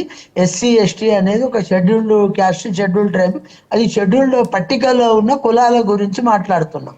ఈడ బీసీల కులగణన లేటెస్ట్ గా చేసింది అనేది. అరే అప్పుడు 56 ఉండొచ్చు, ఇప్పుడు 40 ఉండొచ్చు, రేపు 70 అవుతుంది కావచ్చు.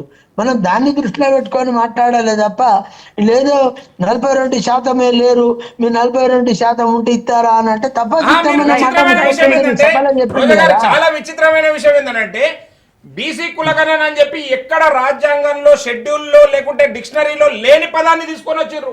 బీసీలంట, హిందూ బీసీలంట, ముస్లిం బీసీలంట. ఇదేందన్న పంచాయతీ? మీరు ఇంతగానం మదనం చేసి అమృతం తీసుకొని వస్తామంటే విషం తీసుకొని వస్తారా బీసీలకి? మంచి సముద్రాన్ని అప్పుడు దేవతలు మదనం చేస్తే, రాక్షసులు మదనం చేస్తే మొదలు విషయం వచ్చింది, తర్వాత అమృతం వచ్చిందని దానిలో మీరు చెప్పారు. కానీ ఇది అమృతమే వస్తుంది. కాంగ్రెస్ పార్టీ తప్పక బీసీలకి న్యాయం చేస్తుంది, దళితులకు కూడా న్యాయం చేస్తుంది, అన్ని వర్గాలకు కూడా న్యాయం చేసే దిశగా రేవంత్ సర్కార్ క్రిస్టియన్ల లెక్క ఎక్కడ పోయిందన్నా? జైన్ల లెక్క ఎక్కడ పోయిందన్నా? పార్సీల లెక్క ఎక్కడ పోయిందన్నా? ఓన్లీ ముస్లింలు ఎందుకు కనిపిస్తున్నారన్నా? మీకు ముస్లింల లెక్కనే ఎందుకు వస్తుందన్నా? దాంట్లో కూడా మళ్ళీ బీసీ ముస్లింలు ఎందుకు వచ్చారన్నా? అంటే ఇప్పుడు లద్దాఖ్ బీసీ సర్టిఫికేట్ తీసుకొని అప్లై చేసుకుంటారు ఉద్యోగాలకు గానీ, దీనికి గానీ, దానికి గానీ. ముస్లిం అని తీసుకోరాలి. రాజయ్య గారు,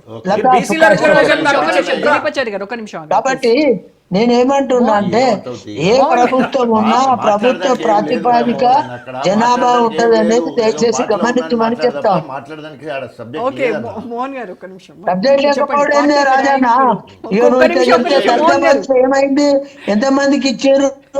నిజంగా దళిత పాలన అమలు అయిందా? 3 ఎకరాల భూమి ఇచ్చిండా?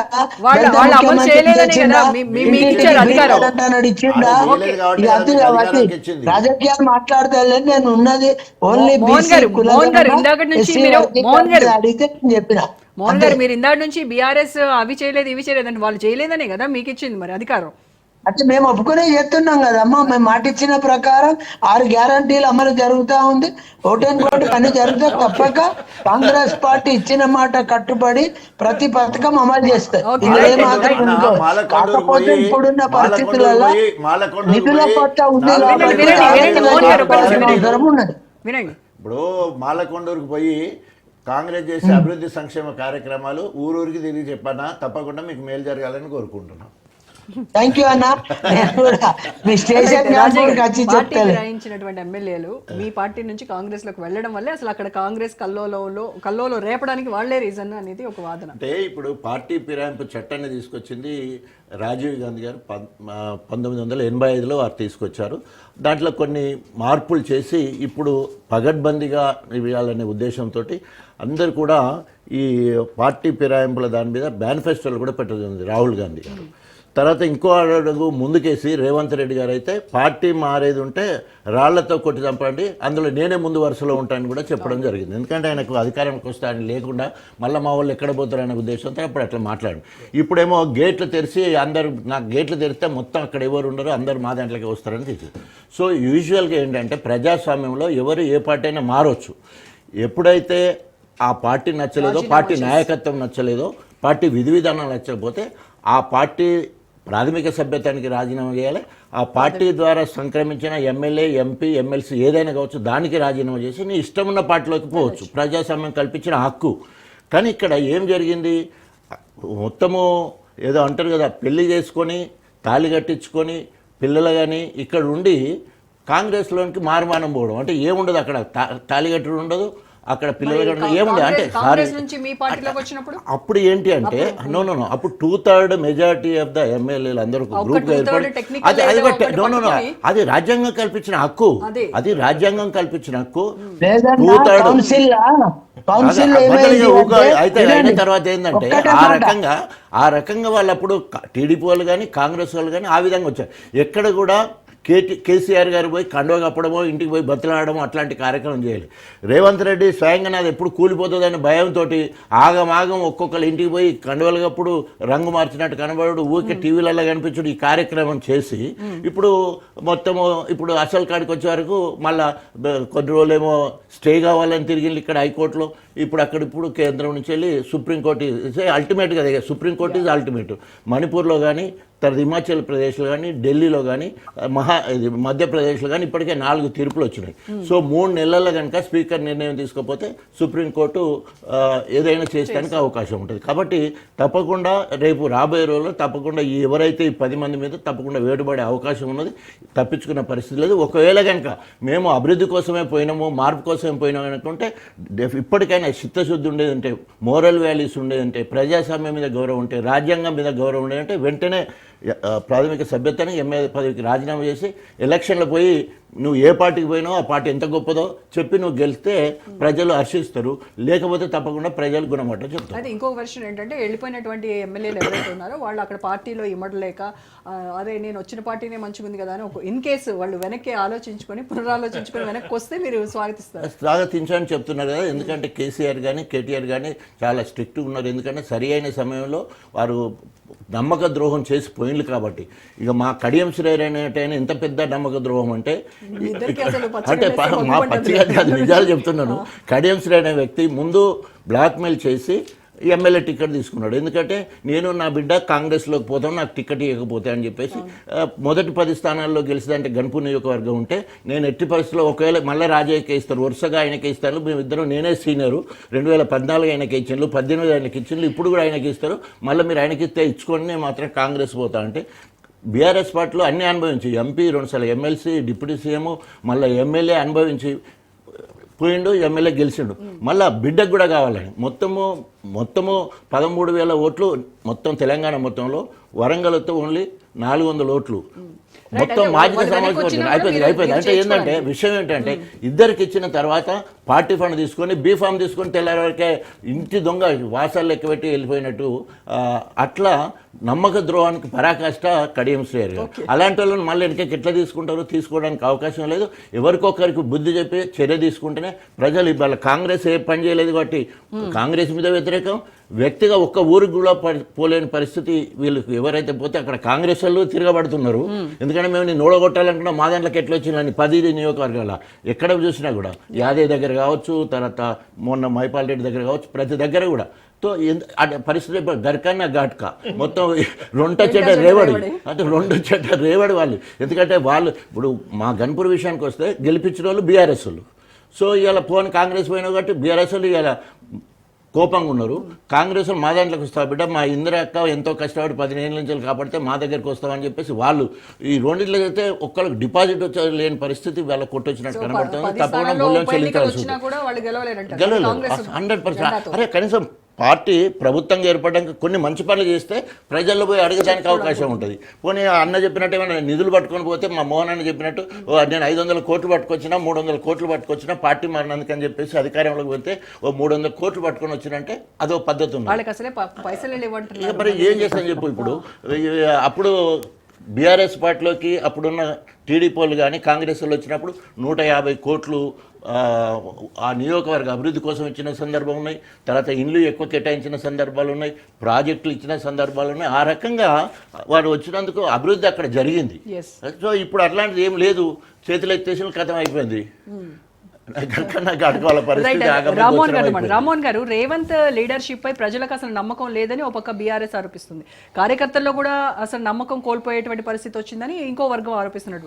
అయితే కొన్ని కొంత మనకు సమాచారం ఏంటి అంటే వీళ్ళందరి ఆరోపణలు బేస్ చేసుకొని 5 ఏళ్ల పాటు రేవంత్ సీఎంగా ఉండరు, మధ్యలోనే ఆయన మారిపోతారు, ఆ సీఎం సీట్ని ఇంకొకళ్ళు ఆక్రమిస్తారు అనేటువంటి ఇవి కూడా వస్తున్నటువంటి నేపథ్యంలో అది ఎంతవరకు కరెక్ట్ అంటారు? అవి కరెక్ట్ గా కేసీఆర్ గారు ఇదివరకే అన్నారు చాలా సార్లు, కాంగ్రెస్ ముఖ్యమంత్రులు వరుసకు సంవత్సరాలు కాకపోతే 14 నుంచి ఉన్నారు, సమస్య లేదు.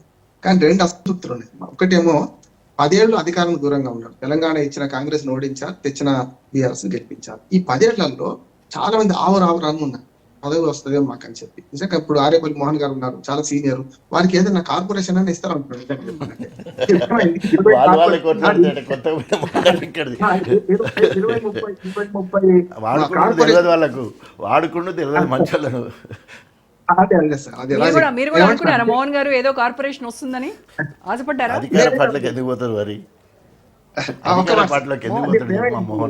రోజా గారు నేను చెప్తున్నా, ఒక రోజా గారు 20-30 కార్పొరేషన్లు పెండింగ్ లో పెట్టింది కదా. మంత్రివర్గంలో 230 ఉన్నారు కదా, 18 మంది మంత్రులు పెట్టుకోవచ్చు మొత్తం ముఖ్యమంత్రితో సహా. ఇంకా 6 ఖాళీలు ఉన్నాయి కదా, ఇది ఎప్పుడు నింపుతారని అసంతృప్తితో ఉన్నా. ఉదాహరణకు అన్లక్కీ భాస్కర్, ఇప్పుడు ఉదాహరణకు అద్దంకి దయాకర్ ఉన్నాడు, సంపత్ కుమార్ ఉన్నాడు, కష్టకాలంలో వీళ్ళంతా పార్టీని పట్టుకుని ఎడిచాను కదా, మరి వాళ్ళకి కనీసం ఇప్పటికి కూడా గుర్తింపు లేదు కదా. ఇప్పుడు ఏమైందంటే ఈ వర్గాల్లో కూడా 4 మంత్రులు ఫిరాయింపుదారులే ఉన్నారు 12 మందిలో. ఇవన్నీ అసమ్మతి రేపుతున్నాయి ఒకటి. రెండవది రేవంత్ రెడ్డి గారు మాటలు కూడా అంటే మాటలు గోడలు దాటుతున్నాయి, కాళ్ళు నడప దాటుతలేవు అన్నట్టు మాటలు మాట్లాడుతున్నారు కావడం లేదు. అంటే హామీ ఒకటే కాదు నేను చెప్తున్నాను, 2-3-4 ఉన్నాయి. అంటే పదవులు నింపితే కొందరు అసంతృప్తి వాళ్ళు వెళ్ళిపోతారని భయం ఉన్నది. ఇక రాజయ్య గారితో మాట పూర్తిగా ఎక్కిస్తున్నాను నేను. నిజంగా చెప్పానంటే అసలు ద్రోహి కడియం శ్రీహరి గారి. కడియం శ్రీహరి గారి 3 రోజుల ప్రభుత్వం పడిపోతుంది ఆయనే చెప్పిండు కదా. అసలు రేవంత్ రెడ్డి గారు సమర్థన చేసుకుంటే అక్కడి నుంచి కడియం శ్రీహరి గారు, పల్లా రాజశేఖర రెడ్డి గారు ఇద్దరు ప్రభుత్వం 3 నెలలు పడిపోతుంది, 3 రోజులు పడిపోతుంది, దానివల్ల మొదలు చేరిండు కదా ఇక్కడ చేరి. పోచారం శ్రీనివాసరెడ్డి గారు లక్ష్మీపుత్రుడు, ఆయనకి ఏమైంది, ఆయన గతంలో బీఆర్ఎస్ కి ఫిరాయించిన వాళ్ళకు 6 ఏళ్ళు ఆపిండు కదా. అందుకని ఇప్పుడు ఏమైందంటే ఫిరాయింపుదారులు నా ఘర్కా నా ఘాట్ కరెక్ట్ పడ్డది, వాళ్ళకి ఇక్కడ పాల్గొనలేదు లేదు, అక్కడ చేసింది లేదు. అందుకనే దీనికి కారణం ఒకటేమో ముప్పేట దాడి వాళ్ళ పార్టీలో జరుగుతుంది. బయట నుంచి వచ్చిన వాళ్ళు మా సంగతి ఒక్క అరికపూడి గాంధీ గారికే ఒక పనికిరాని పదవి ఇచ్చిండ్రు, మిగతా 9 మందికి ఏం లేదు కదా. కానీ వాళ్ళ అసమ్మతి, 10 మంది అసమ్మతి ఎమ్మెల్యేలు మీటింగ్ పెట్టుకొని కూర్చున్నారు, అదొక అసమ్మతి. నేను చెప్పిన కార్పొరేషన్ చైర్మన్ వస్తే వస్తే వాళ్ళ అసమ్మతి. కాంగ్రెస్ కార్యకర్తలు గ్రామాలకు వెళ్ళి ముఖం చూపెట్టుకునే పరిస్థితి మాత్రం ఉన్నది. నేను గ్రామాల్లో ఉంటా, ఖచ్చితంగా ఇది జరుగుతున్నది. దీనికి కారణము ఒక్కరా ఇద్దరు అనద్దు, అలవి గాని హామీలు ఇచ్చి అమలు చేయలేని పరిస్థితి వస్తున్నది, దానివల్ల వస్తున్న సమస్య. రైట్ రామ్మోహన్ గారు, మనకు ఒక అప్డేట్ వచ్చింది ఇప్పుడే. ఎమ్మెల్యేల తీరుపై రాష్ట్ర కాంగ్రెస్ వివరాల ఇన్ఛార్జ్ దీపాదాస్ మున్షి ఎమ్మెల్యేలు కండక్ట్ చేస్తున్నటువంటి సీక్రెట్ మీటింగ్ ఏదైతే ఉందో దానిపైన సీరియస్ వార్నింగ్ ఇచ్చారు దీపాదాస్ మున్షి. అలాగే ఇకపై ఏదైనా ఉంటే 4 గోడల మధ్య మాట్లాడుకోవాలి తప్ప బహిరంగ వేదికలపై ఇలాంటి వ్యాఖ్యలు ఎవరు చేయొద్దు అని. అలాగే డిసిప్లినరీ కమిటీ మాత్రము తీన్మార్ మల్లన్నపై కూడా యాక్షన్ తీసుకోబోతున్నట్టుగా 12th డెడ్ లైన్ ఇచ్చినట్టుగా కూడా మనకి సమాచారం. సో ఇంత ముందు కనుక చూస్తే ఈ రాష్ట్ర వ్యవహారాల ఇన్ఛార్జీలకు ఒక ఏమంటారు చాలా కీలక పాత్ర ఉండేది వాళ్ళకి పార్టీలో. కానీ ఇప్పుడు చూస్తే కాంగ్రెస్ పార్టీలో ఎస్పెషల్లీ మొత్తం మీద వాళ్ళకి ఏమంటారు ఇప్పుడు మాత్రం సామంత రాజులు అని చెప్పాలి, కరెక్ట్ వర్డ్ ఇది. సామంత రాజులు కాంగ్రెస్లో ఎక్కువ అయ్యారేమో అని నాకు ఆ వర్డ్ గుర్తు రావట్లేదు. సామంత రాజులు అనొచ్చు అంటారా? రోజే గారు, ఇప్పుడు ఈ సమావేశాన్ని మొత్తం గమనిస్తున్నాను. ఈ 10 మంది ఫిరాయించిన ఎమ్మెల్యేలు పోలేదు, ఎందుకంటే పార్టీ రేపు వేటు పడేది కనుక పోలేదు. వీళ్ళు ఒరిజినల్ కాంగ్రెస్ వాళ్ళే పోయారు, 64 మందిలో ఎన్నికైన వాళ్ళు పోయారు. దీనిలో ఏమైందంటే గతంలో దిగ్విజయ్ సింగ్ గారు చాలా సీనియర్ అయ్యిండు కూడా, రాజశేఖర రెడ్డి గారి హయాంలో ఇదే కాంగ్రెస్ నాయకులు ఆనాడు ఆయన మీద కూడా ఫిర్యాదు చేశారు. ఇప్పుడెందుకు ఈ దీపాదాస్ మున్షి మీద కూడా పక్షపాతం వహిస్తున్నారు, కొందరు దగ్గర తీస్తున్నారు, కొందరు దూరం తీస్తున్నారు అని చెప్పి కూడా ఆమె మీద ఫిర్యాదు చేస్తేనే కదా కేసీ వేణుగోపాల్ గారు వచ్చి సమన్వయపరిచిండ్రు. కనుక ఆమె కూడా అర్హత కోల్పోయింది. నిజంగా చెప్పాలంటే జడ్జే కొంచెం పక్షపాతం వహిస్తున్నారు ఎమ్మెల్యేలు అంటే. ఎమ్మెల్యేల ఆవేదనలో అర్థం ఉంది అంటున్నారు. నిజంగా చెప్పాలంటే చాలా వరకు గ్రామాలలో పోయిన పట్టణాలలో పోయిన ఎమ్మెల్యేలకు విలువ లేకుండా పోయింది. ఎమ్మెల్యేలు తమ పనులు తాము చేసుకోలేకపోతున్నారు, కార్యకర్తలకు సమాధానం చెప్పుకోలేకపోతున్నారు. ఈ అసంతృప్తి 6 నెలలకు 3 నెలలకు వస్తే అర్థం చేసుకోవచ్చు, కానీ 14 నెలల తర్వాత ఇది చేస్తున్నారంటే వాస్తవం ఉన్నదే కదా.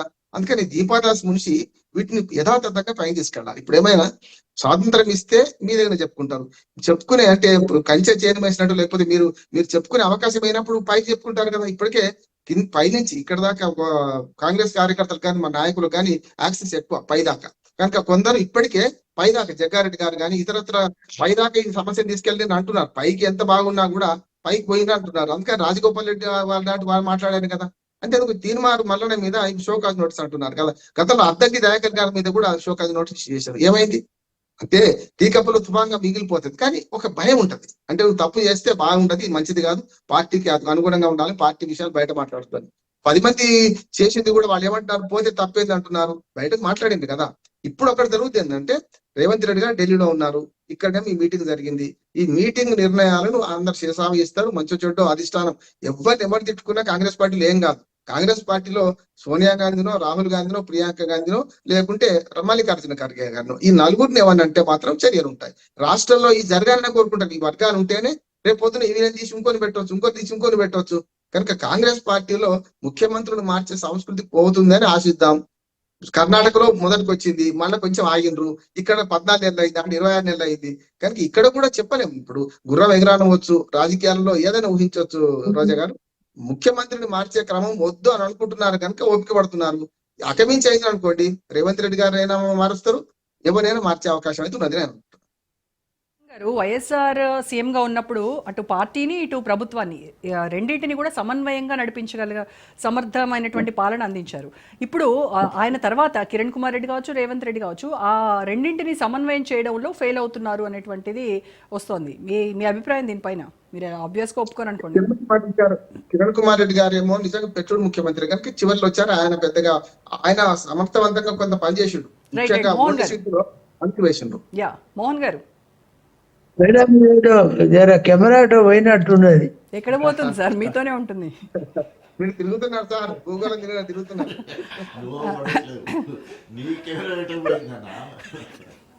హలో చెప్పండి, వినిపిస్తోంది, మీరు మాట్లాడండి. మీ మాట వినబడుతుంది, నాది వినబడుతుందా? క్లియర్ గా వినిపిస్తోంది, చెప్పండి.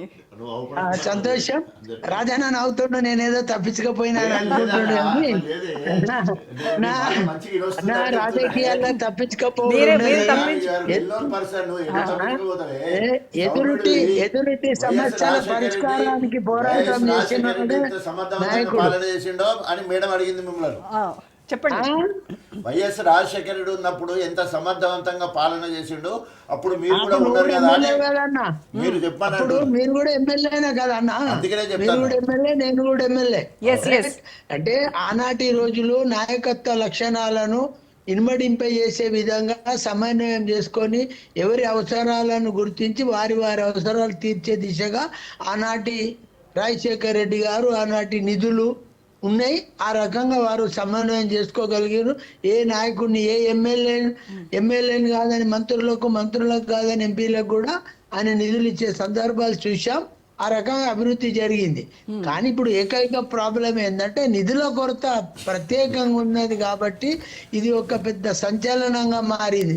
ఎందుకంటే ఎవరికి పోయినా కానీ ఏం పని అయితే లేదు, ఏదంటే ఆయన మొత్తుకుంటా ఉన్నాడు నిధులు లేవని. డబ్బులుంటే ఇవన్నీ సమస్యపోయాయి అంటారా? ఈ సమస్యలన్నీ డబ్బులతోనే వచ్చాయా? వినమ్మా, జనరల్ గా అభివృద్ధి అనేది జరుగుతా ఉంటే పెద్ద సమస్యలు రావు.